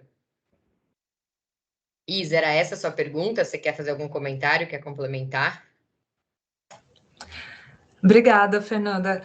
Era isso, assim, eu queria entender um pouquinho da estrutura, né, de como que você constrói um roteiro pensado, né, para o entretenimento, onde que tem ganchos ali. Primeiro, a definição dos temas, né, que é o mais importante. E a modulação, assim, por exemplo, eu trabalho muito voltada para o YouTube, né, produção de entretenimento meio que científico e cultural para o YouTube. E aí a gente precisa, né, ter ali, passar o conteúdo, que às vezes é meio, digamos, pesado, porque a gente está falando de física, química ou história, enfim, vários, né, conceitos assim da ciência, mas transformados de uma forma misturando cultura pop, que é o programa Nerdologia, né, que eu tenho colocado um pouquinho os meus pitacos aí desde julho. Então, com a saída do Átila Yamarino, não sei se o pessoal conhece, ele é um pesquisador e virou um bom influencer aí, está na mídia. Então, a minha dúvida é um pouco até para ajudar os novos conteudistas, né? Porque eu estou cuidando mais dos roteiros agora, saber, assim, tipo, a construção desse roteiro, os ganchos que a gente tem que colocar, como que vocês encaram isso, assim, para manter, para não perder a atenção da audiência, porque tá sempre agora cada vez mais o pessoal tá com mais pressa de assistir, não tem mais paciência, não tem foco, né, de assistir um programa muito longo, principalmente quando a gente fala em redes sociais, né? Então, era um pouquinho disso a dúvida também, a decisão dos temas e como fazer para manter a atenção do público. Obrigada.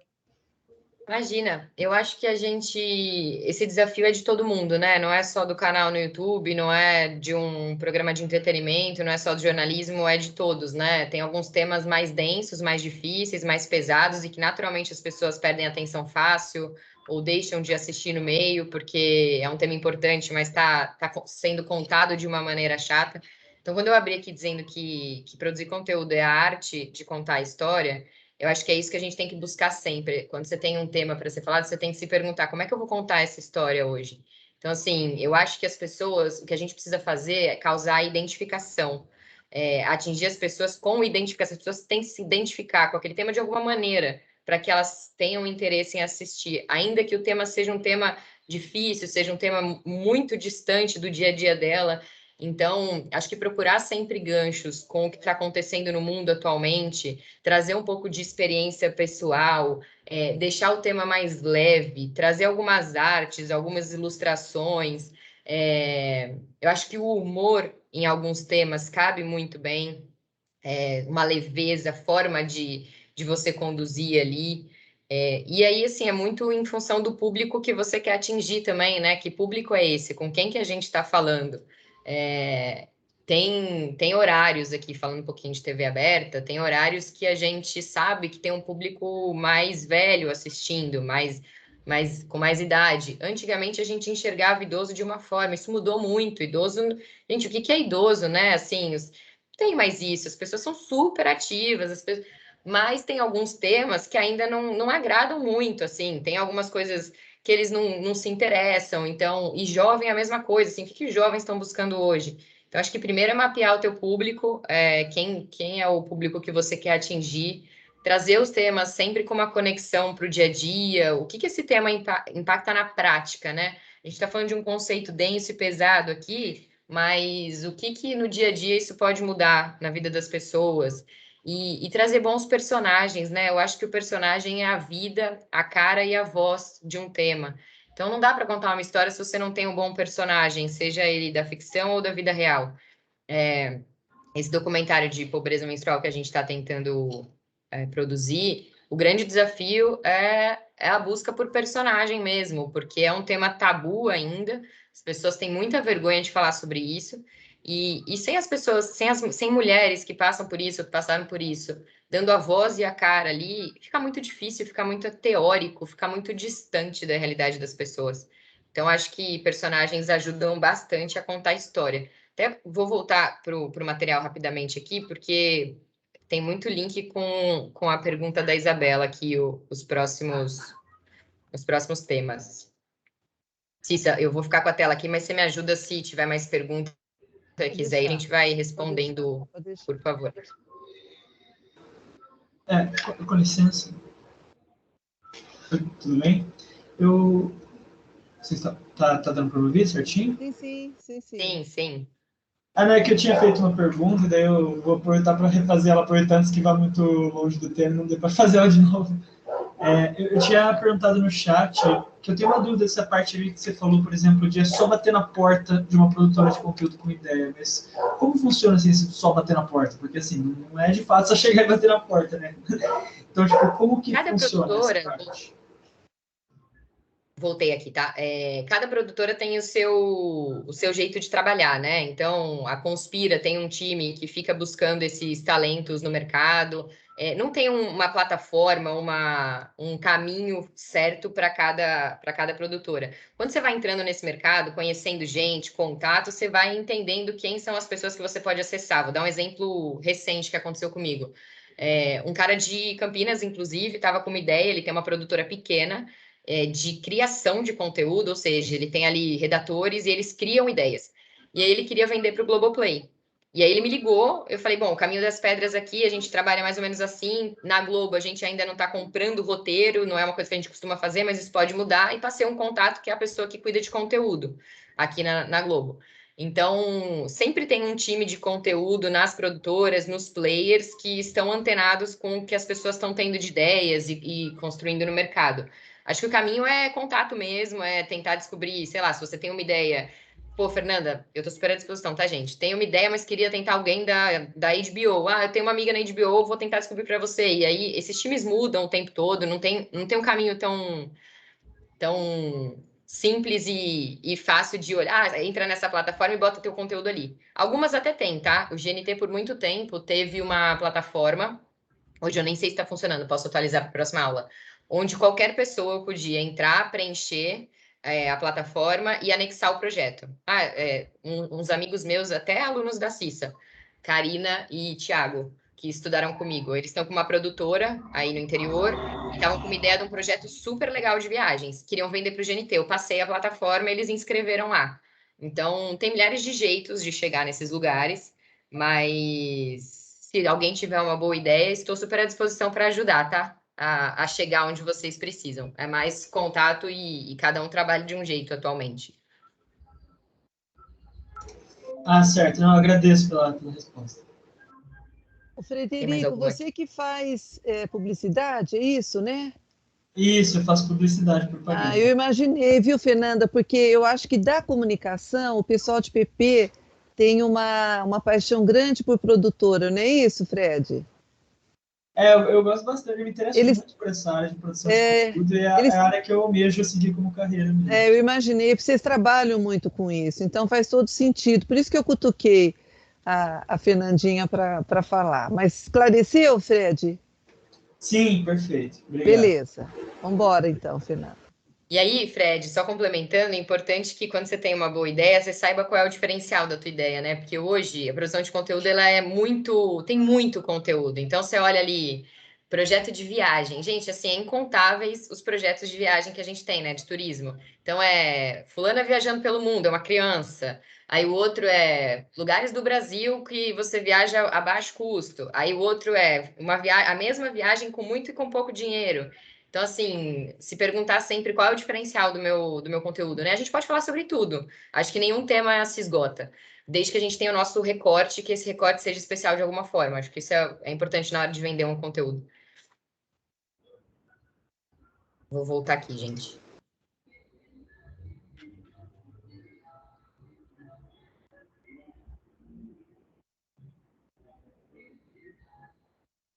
E aí, Isa, até voltando para o nosso tema aqui, a sua pergunta de escolha de pauta, né? De como escolher essas pautas, esses temas e de que jeito a gente vai falar sobre eles.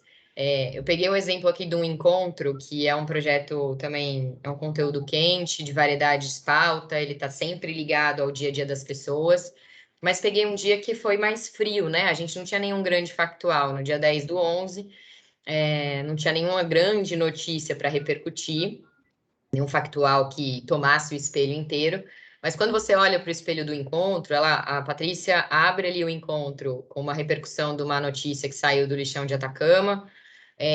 Depois eles entram ali no tema inflação, que a gente tem falado bastante nos jornais e que impacta muito a vida do brasileiro, né? Demais. E aí, assim, quando você olha como o espelho é construído, os temas, eles têm conexões, né? Assim, ela abriu com uma notícia que provavelmente estava repercutindo muito em rede social. Quando tem um tema que repercute muito, a gente fala sobre ele. Aí ela entra em inflação, e aí todos os temas se conectam ali. Inflação, aí tem uma matéria sobre dívidas, aí tem um povo fala que o repórter vai para a rua para perguntar para a população se ela tem dívidas, como é que ela lida com isso. Depois eles abrem um link com uma ONG que ajuda as pessoas a se organizarem para não ter dívidas. E aí entra o Merchan Seara. E aí é que tem que tomar cuidado para não ficar completamente desconectado. Como é que você faz essa transição, né? Como é que você, de um link de ONG, você vai para um Merchan? Tudo isso é pensado. Qual é o texto que a gente vai colocar ali? Tem um redator por trás de tudo isso, que é o cara que escreve as cabeças que conectam os assuntos. Então, tem lá, o produtor de reportagem vai sugerir as matérias. Pô, na reunião de pauta, né? Todo programa de variedades pauta tem reunião de pauta diariamente. Então, cada um ali traz suas sugestões. Pô, gente, a inflação o bicho tá pegando, tem muita gente falando disso, o brasileiro tá sofrendo, vamos falar sobre isso? Vamos, de que forma? Pô, o jornal deu ontem os números, então que recorte que a gente vai usar aqui para não ser tão repetitivo? Como é que a gente pode falar disso de uma maneira um pouco mais leve? Ah, vamos para a rua ouvir o povo? Vamos entender o que está acontecendo? Então, vamos fazer um povo fala. Tem uma ONG legal que ajuda as pessoas a se organizarem. Ah, legal, vamos ouvir essa ONG, como é que eles ajudam? Quais são as dicas para você tentar se endividar menos? Ou quando você já tem dívidas, como é que você sai desse buraco? E aí, pô, tem um merchan obrigatório aqui, tá vendido. Como é que a gente entra nesse merchan da Seara, né? Então, assim, pô, vamos fazer uma conexão aqui de quanto a gente tem gasto com comida, o que dá para fazer que não prejudique a marca. Enfim, tem toda uma discussão ali nessas reuniões de pauta e esse espelho vai sendo construído. E aí, assim, a participação de quem apresenta esses conteúdos durante esse processo é importantíssima, porque é quem está ali dando a voz e o tom para cada conteúdo. Então, quando a Patrícia está ali na reunião, ela vai dar as opiniões dela, ela vai colocar no jeito dela aquele assunto, do jeito de falar dela. Ela sabe que ela não pode falar de inflação de uma maneira super alegre, não dá para brincar com o tema. Mas quando você vai para a rua falar com o povo, é legal que você tenha uma leveza, né? Assim, gente, está todo mundo com dívida, vamos tentar se ajudar, vamos resolver isso junto. Então, tem um redator final com esse olhar ali para justamente escolher as pautas que vão construir esse espelho, conectar os assuntos e dar o tom que você precisa. Aí, por exemplo, o lançamento de Um Lugar ao Sol é a nova novela das 21, que estreou essa semana. Então, a gente sempre faz esse tipo de cross, né? Quando lança um conteúdo novo, os outros conteúdos falam sobre isso. E quem fala sobre isso aqui no encontro é a Tati Machado. A Cissa até comentou, antes de vocês entrarem, sobre essa menina que é um caso à parte, é um fenômeno. Não sei se vocês conhecem. A Tati é essa aqui. Ela começou no digital, como fazia vídeo no G-Show, fazia vídeo no Instagram, e virou uma apresentadora bem... Ela é bem conceituada hoje ali, ela é bem cotada, todos os programas querem ela, enfim, ela tem um jeito muito divertido e muito leve de falar sobre os assuntos. E ela fala sobre o lançamento das novelas, aí a novela tem o Cauã Raymond duplicado, para nossa alegria, Gêmeos, e aí a Tati faz uma piadinha ali de Gêmeos, ela faz um vídeo que a pós-produção faz ela gêmea dela mesmo, para mostrar como é que é isso. Aí entra uma entrevista do Paulo Betti sobre redes sociais. Aí outros merchans, que de alguma forma os assuntos vão se ajustando ali. Entra o quadro de saúde, que tem todo... Isso é legal também, assim, quando você tem um conteúdo que é periodicamente publicado ou periodicamente está no ar de alguma forma, é legal que você cause ali uma fidelização do seu público, né? O seu público que assiste o seu conteúdo, ele sabe o que ele vai encontrar. Então, ele sabe que no encontro, ele sempre vai encontrar assuntos quentes do dia a dia, ele sempre vai ter um momento de saúde ali, algum assunto de saúde, alguma dica de saúde, e vai ter sempre um momento divertido que ele vai saber da vida das celebridades, o que está acontecendo no mundo dos famosos. Então, você não troca o jeito de fazer aquele conteúdo a cada dia, né? Você tem um padrão ali que, claro, ele vai se transformando e se reinventando ao longo dos anos, porque a demanda do público muda, mas ele sabe o que vai encontrar ali nesse seu conteúdo. Fernanda, Aí, deixa eu tirar uma dúvida do Merchan, né? Até porque eu sou jornalista e aqui talvez algumas pessoas também não sabem. O merchandise, ao contrário da propaganda, ele é um pouco mais flexível, ou seja, ele não vem engessado, né? A propaganda é aquele anúncio que veio pronto da produtora tal. No Merchan, não. Agora, quando você fala dá uma leveza no Merchan, já aconteceu do proprietário aí, o dono da marca, depois ligar e reclamar? Falei, olha, eu acho que vocês pegaram leve, vocês não exploraram. Acontece isso ou não? Ou vocês têm total autonomia para poderem conduzir o merchan no tom que quiserem? Como é que é isso? legal, Cissa. Existe uma equipe, um time do comercial que traz a encomenda para a gente. Então, sempre que, por exemplo, a gente tem ali uma venda para a Seara, tem um time do comercial que está em contato direto com esse cliente. E aí, esse merchan vem com algumas premissas ali. A gente precisa necessariamente de uma imagem X, a gente precisa desse texto aqui, a gente precisa que seja dessa forma. Então, tem algumas premissas previamente alinhadas. Quando isso chega para a gente como produção / direção de algum conteúdo, A gente avalia aquilo junto com o apresentador e a gente rebate ali algumas coisas. Então, a gente traz um pouco da cara do conteúdo para aquele merchandising. A gente tinha ali no video show um merchan fixo, praticamente, que era da Boticário. Então, todo ano a gente tinha um contrato de entrega de X ações, acho que eram 12 ações, uma por mês, da Boticário.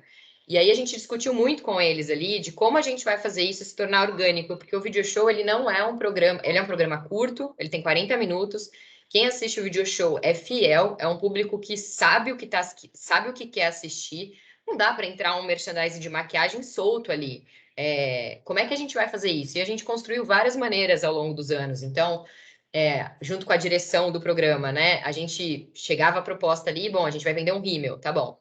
Então, a gente tem que ter a imagem do rímel, a gente tem que ter uma atriz passando o rímel, e a gente tem que dizer que o rímel é a prova d'água, que o rímel, ele é pocket, ele cabe em qualquer lugar e que ele faz toda a diferença no visual. Essas são as 3 frases, digamos assim, as 3 frases obrigatórias. E as imagens obrigatórias tem que ser ela passando rímel e uma imagem do rímel de pé numa bancadinha de maquiagem. Beleza, como é que a gente vai fazer isso caber dentro de um conteúdo como o video show, né? Como é que isso vai virar orgânico? Bom, o video show é um programa que fala de vida de celebridade, de talento, e muitas vezes a gente mostra os bastidores das gravações. Então, a gente mostra o personagem se arrumando e tal. Então, vamos pegar, sei lá, vou dar um exemplo real, tá? Natália Dill estava numa novela. Vamos pegar a Natália, que a gente já mostrou a maquiagem da personagem dela, e vamos mostrar como é que ela se arrumaria se ela fosse ela numa festa. Vamos falar um pouquinho da vida pessoal da Natália, vamos saber o que ela gosta de fazer e se ela vai numa festa, qual a dica de maquiagem que ela vai dar. E aí, durante a dica de maquiagem, ela vai falar da importância de um bom rímel. E a gente vai incluir tudo isso aqui. Então, para quem está em casa, você não foge muito do combinado com o seu público. Qual que é o nosso combinado aqui no video show? Você liga o video show para assistir o quê? Bastidores das novelas e vida das celebridades. A gente está falando das duas coisas, a gente vai abrir a matéria, lembrando a personagem da Natália, a gente faz uma novelinha com várias personagens que a Natália fez, com maquiagens diferentes, tudo que a Natália já foi, e traz para a vida pessoal. Bom, Natália, na novela, na ficção, a gente já sabe tudo que você já se transformou. Mas quando você precisa sair para uma festa, como é que você se transforma? E Natália vai se maquiar e dando as dicas e vai falar do rímel. Então, e aí a gente volta a ideia para esse time do comercial, que volta a ideia para o cliente, e o cliente aprova. Aprova a ideia, aprova o talento que a gente está sugerindo, a gente fecha, amarra tudo, e aí sempre tem um ponto focal do comercial acompanhando a gravação, para garantir que a gente não vai ter nenhum furo, para garantir que a gente não vai deixar de fazer a imagem necessária, que a gente vai... Claro que acontece, né, assim, do cliente ficar insatisfeito ou mais satisfeito do que ele estava esperando. E aí a gente vai se ajustando, mas normalmente é bem coordenada essa operação, e a gente tem muita preocupação em que seja orgânico mesmo, e que não vire simplesmente uma publicidade jogada ali no meio de um conteúdo. Beleza. Deixa eu ver se tem mais perguntinhas aqui rodando. Batendo na porta a gente já respondeu? Bom, beleza, foi.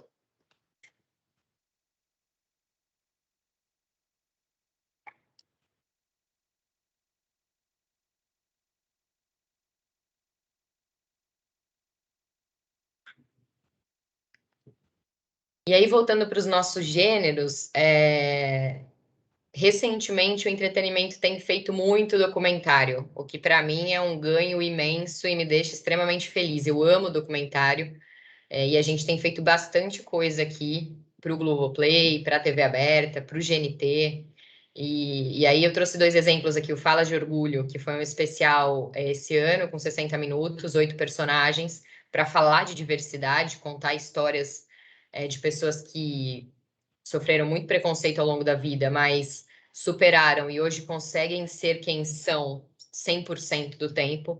Então, tem trans, tem lésbicas, gays, tem várias histórias incríveis de pessoas que passaram muito preconceito ali na vida e que depois que se descobriram e conseguiram viver plenamente, são muito mais felizes, e são histórias lindas e que causam uma identificação absurda com o público que está em casa e conscientizam a população da importância da diversidade, do respeito. E Em Nome de Deus, que foi uma denúncia que o time do Bial, do Conversa com o Bial, recebeu, e produziu esse documentário de 6 episódios sobre os abusos sexuais que aconteciam ali com o João de Deus, né? Então, documentário antes era uma coisa que a gente estava muito acostumado no jornalismo e hoje a gente tem produzido bastante. Quando a gente fala de temas relevantes, os documentários eles têm muito esse poder, né? De falar sobre temas, denúncias e conscientização da população. E aí, quando a gente faz um documentário aqui no entretenimento, a gente sempre tenta dar trazer um pouco de poesia para o documentário, trazer um pouco de uma forma de contar essa história um pouco diferente de um Globo Repórter, por exemplo, de um jornalismo, que é uma coisa mais. O jornalismo também tem caminhado para esse lugar, tá, gente? De novo, mas vou tentar rodar um videozinho para vocês de um documentário que a gente fez recentemente sobre os idosos, né? Falas da vida, é maravilhoso, assim. Deixa eu ver se eu consigo atualizar. Mas que é isso, assim, a gente ouve as pessoas, a gente tem bons personagens, mas a gente traz uma leveza, a gente bota ali as pessoas no estúdio, tem um pouquinho de música, um pouquinho de dança, enfim, é um documentário contado de maneira diferente, que funciona e que traz os temas relevantes à tona, que conscientiza da mesma maneira, e a gente tem gostado, o resultado tem sido bem legal, tanto de audiência quanto de repercussão do público em rede social. Não deixe transparecer na cor, aquele lugar, sorria como de amor, e a natureza virá a certeza que o tempo passou. Apesar dos pesares brotou, tem medo que você plantou, toda idade chegar, não deixe transparecer na cor, aquele lugar, sorria como de amor. A natureza gerar a certeza que o tempo passou. Apesar dos pesares brotou, tem ele que você plantou.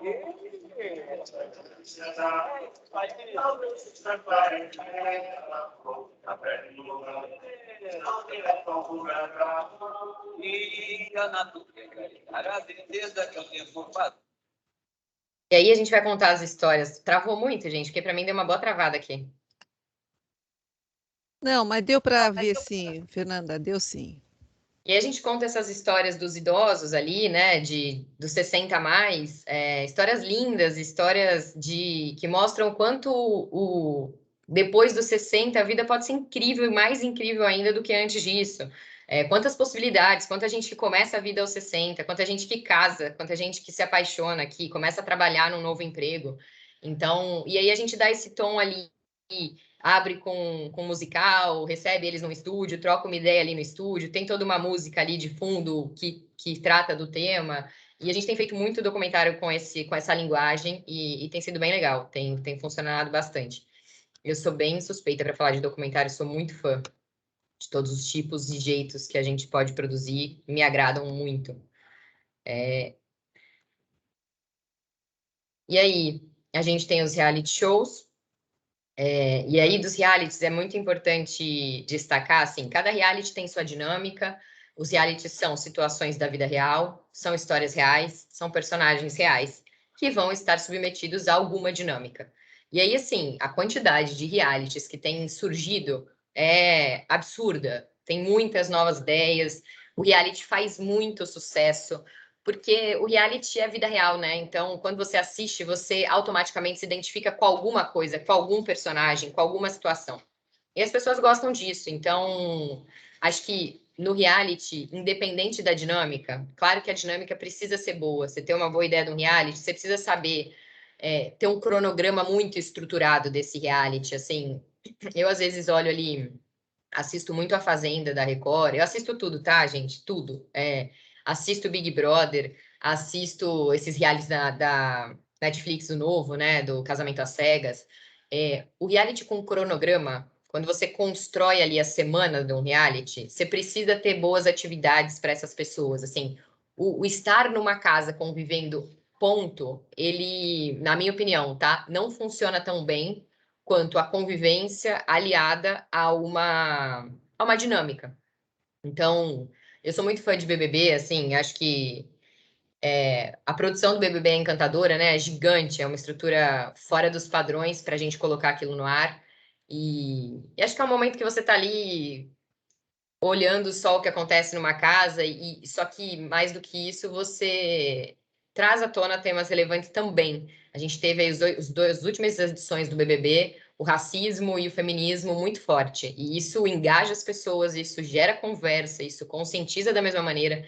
E o BBB é um programa que tem um cronograma muito intenso. Então, é prova do líder, prova do anjo, almoço, tem lá o jogo da discórdia, festa na sexta, festa na quinta, festa na sexta, votação, paredão. Então, eu acho que a dinâmica precisa ser muito bem estruturada, mas se você não tiver bons personagens, você não vai a lugar nenhum. E aí, trouxe o exemplo da Juliette. Não sei quantos de vocês acompanharam o BBB ou quantos conhecem a Juliette.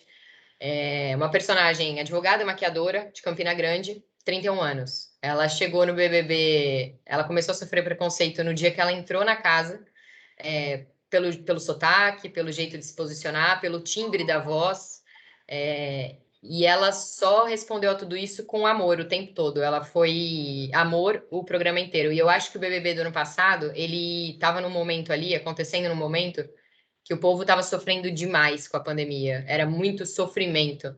E as pessoas estavam sedentas e pedindo amor, pedindo empatia. E a Juliette trouxe tudo isso. E ela virou um fenômeno, assim. Ela foi a recordista de seguidores em rede social pós-BBB. Ela foi campeã. E ela até hoje, assim, tem documentário da Juliette, ela tá em todas as publicidades possíveis ali, ela tem cada vez mais seguidores, e ela é um exemplo de uma pesquisa de personagem impecável. E aí, assim, trazendo um pouco desse bastidor, eu acho super interessante, todos os realities, ele tem uma pesquisa de personagem, assim como tem o pesquisador de imagem, tem uma profissão que é pesquisador de personagem. O cara é especializado em pesquisar personagem. Então, quando você tem um reality, você abre seletiva no Brasil inteiro, né? Você tem o local de inscrição pelo site, mas você também tem as seletivas presenciais. E acreditem, gente, assim, esses personagens não são parentes de ninguém.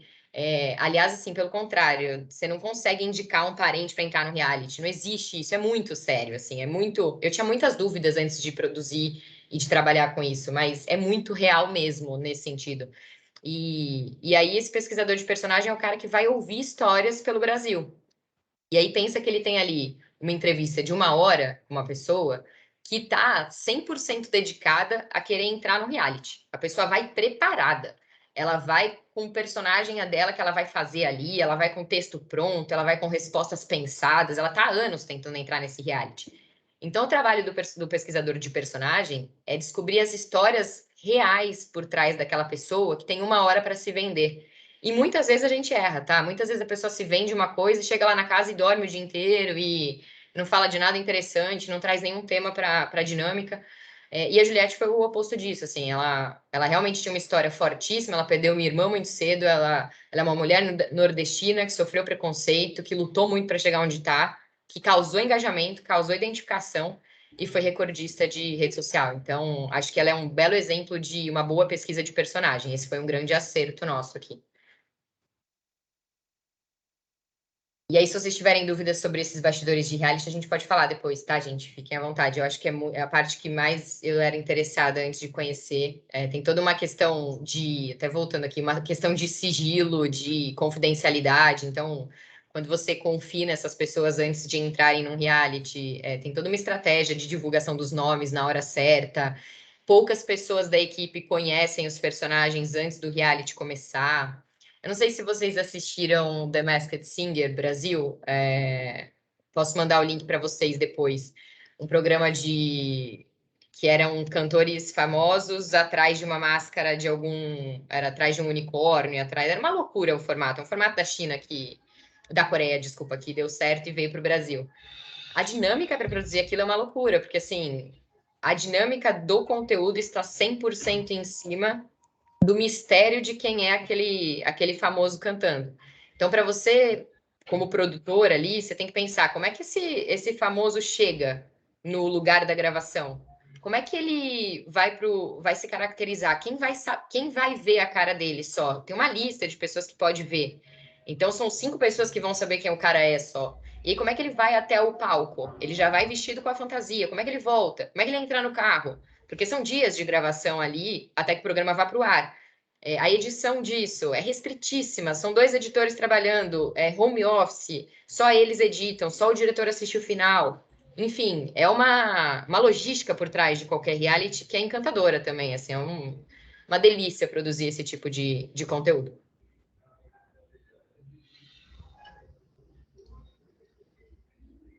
E aí, voltando aqui para os nossos gêneros, aqui na Globo a gente tem gênero variedades de show. Tudo isso que eu falei até agora é variedades, tá, gente? Show, reality, documentário, pauta. E os shows são aqueles conteúdos mais voltados para quadros engraçados, quadros dinâmicos, games. Não tem tanta relação com assuntos quentes, como é o caso do Caldeirão. Pode ter plateia, pode ser ao vivo ou gravado, muitos convidados sempre. E os shows propriamente ditos, né? O Criança Esperança, o Rock in Rio, show com plateia, música, enfim. É um gênero que a gente também produz e que também é uma delícia. E aí, entrando um pouco em dramaturgia longa, que são as nossas novelas. Dramaturgia longa a gente considera mais de 100 capítulos, uma exibição diária. Tem a trama central e as subtramas, ou seja, a gente tem os personagens protagonistas ali, mas a gente tem outras pequenas histórias ao redor. Tem sempre o núcleo engraçado, o núcleo mais dramático, tem ali todas essas subtramas acontecendo junto com a história principal. Ela tem arco narrativo longo, né? Ou seja, a história acontece ao longo dos episódios, você só sabe o final dos personagens no final dos 100, 105, 110 episódios. E os temas são variados por horário. Em dramaturgia curta são as séries, que normalmente têm 8 a 10 episódios. Elas são feitas normalmente para a TV aberta para serem semanais. E no streaming tem uma divulgação, uma publicação contínua, dependendo da estratégia, tá? Verdades Secretas 2, no Globoplay, foi publicado 20 episódios, depois mais 20, e por último vão liberar os 10. Isso é a estratégia de divulgação mesmo. Na série pode ter ali tanto a trama se desenvolver a cada episódio, né? Os episódios serem independentes, ou também ser uma continuidade. Também tem a trama central e as subtramas, e os temas são variados. E o humor ele é um gênero que engloba muitas formas de fazer, né? E aí eu trouxe o Dane-se, que foi um projeto que eu produzi ali no GNT, e o humor tem uma característica bem específica quando você vai produzir um roteiro, né? Quando você vai construir o roteiro de gravação. E quando eu falo roteiro de gravação, é realmente, para quem não é desse meio, a gente pode chamar de ordem do dia, cronograma, é você planejar, e eu vou falar muito detalhadamente disso no nosso segundo encontro, que é o papel do produtor, tá? Como é que é esse roteiro, como é que a gente organiza uma gravação e bota um programa de pé. Mas antecipando um pouco o assunto, falando de programa de humor especificamente, quando eu recebi a demanda do Dane-se, o Dane-se é uma ideia original da Dani Calabresa, junto com o GNT. É um programa que trata de temas do dia a dia, mas de uma maneira engraçada. Então, todo episódio tem um tema. Nesse caso aí era o Dane-se para o relógio, né? O relógio, ele nos pressiona, o tempo nos pressiona muito. E aí, pô, dane-se, né? Assim, e se eu atrasar? E se eu não chegar no horário? E se eu entregar uma coisa 2 dias depois? O que isso vai mudar na minha vida? Quão a gente precisa se estressar com o tempo mesmo? E aí a gente traz convidados para a discussão para contar boas histórias em cima de um tema central. E aí, quando você é produtor de uma demanda como essa, você tem que pensar no roteiro de gravação de um projeto de humor muito diferente do que você pensa para qualquer outro, porque o humor, ele tem o timing do humor. Então, assim, não dá para gravar 2 vezes uma piada. Não dá para gravar 2 vezes uma reação espontânea. Fica ruim.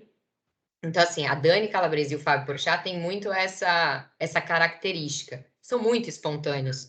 Então, por mais que você tenha um texto a ser seguido, né? A Dani ajuda, ela é inclusive autora desse projeto. Ela escreve junto com o time de autores. E a gente tem lá um TP, né? Que é onde eles leem tudo que a gente está programado para falar. Mas muitas coisas surgem ali na hora. Então, assim, você tem que estar muito preparado para gravar isso numa tacada só. Então, você coloca ali 4 dinâmicas. Esse programa é dividido por dinâmicas, né? Então, tem lá a Dani com os convidados numa mesa de amigos conversando. Isso que costura o programa. E dali a gente cola um quadro deles jogando uma fazendo um game, um quadro da Dani imitando uma senhorinha, que é um personagem que ela faz, tudo relacionado ao tema central. Então, quando eles estão ali na mesa, você tem que estar muito preparado para gravar uma vez só. Claro que a diretora pode falar, gente, vamos fazer de novo esse pedacinho, mas geralmente no humor é o primeiro que a gente usa. Porque é quando espontaneamente as pessoas responderam ali a resposta que veio à cabeça, deram aquela primeira risada, que é uma risada verdadeira, que achou graça pra caramba daquilo que está sendo falado. Então, o roteiro de humor ele é um pouco diferente nesse sentido. A gente tem que ter muito cuidado para que não se perca o timing das piadas, o timing dessa leveza e do tom engraçado desses projetos. Esse projeto foi uma delícia de produzir. A Dani é um espetáculo para se trabalhar com e foi um grande presente que eu ganhei na pandemia, assim. A gente gravou presencialmente com todo o protocolo rigidíssimo, tomávamos todos os cuidados, equipe extremamente reduzida, fizemos um milagre e foi uma delícia. Fernandinha, o que você acha da gente vamos tomar dar um café? intervalinho?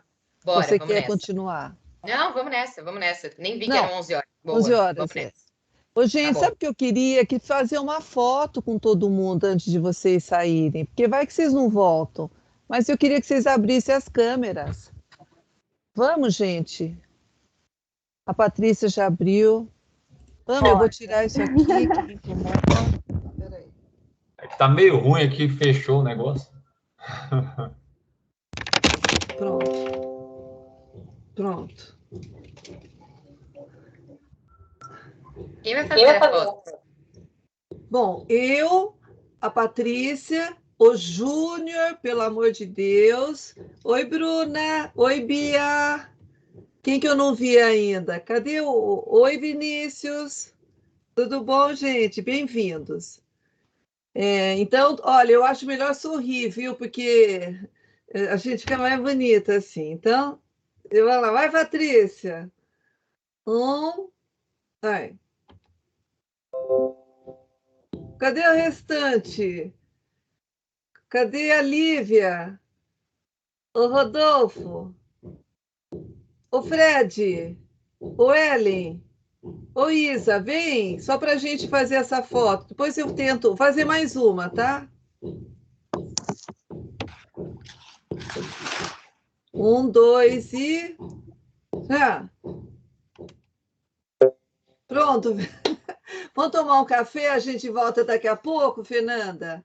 Pode ser? Vamos nessa. Que horário vocês querem voltar, Cissa? Que horário vocês querem voltar, gente? Fale aí, 15 minutos, 20, 10, o que vocês querem? Eu acho que uns 10 tá bom. minutinhos é tranquilo. Oi? Uns 10, 15 minutinhos é tranquilo, Cissa. Tá. 15, Fernanda, pode ser? 11h15 a gente volta. 11h17, 11h20. Vamos nessa. Isso, estamos aqui. Legal.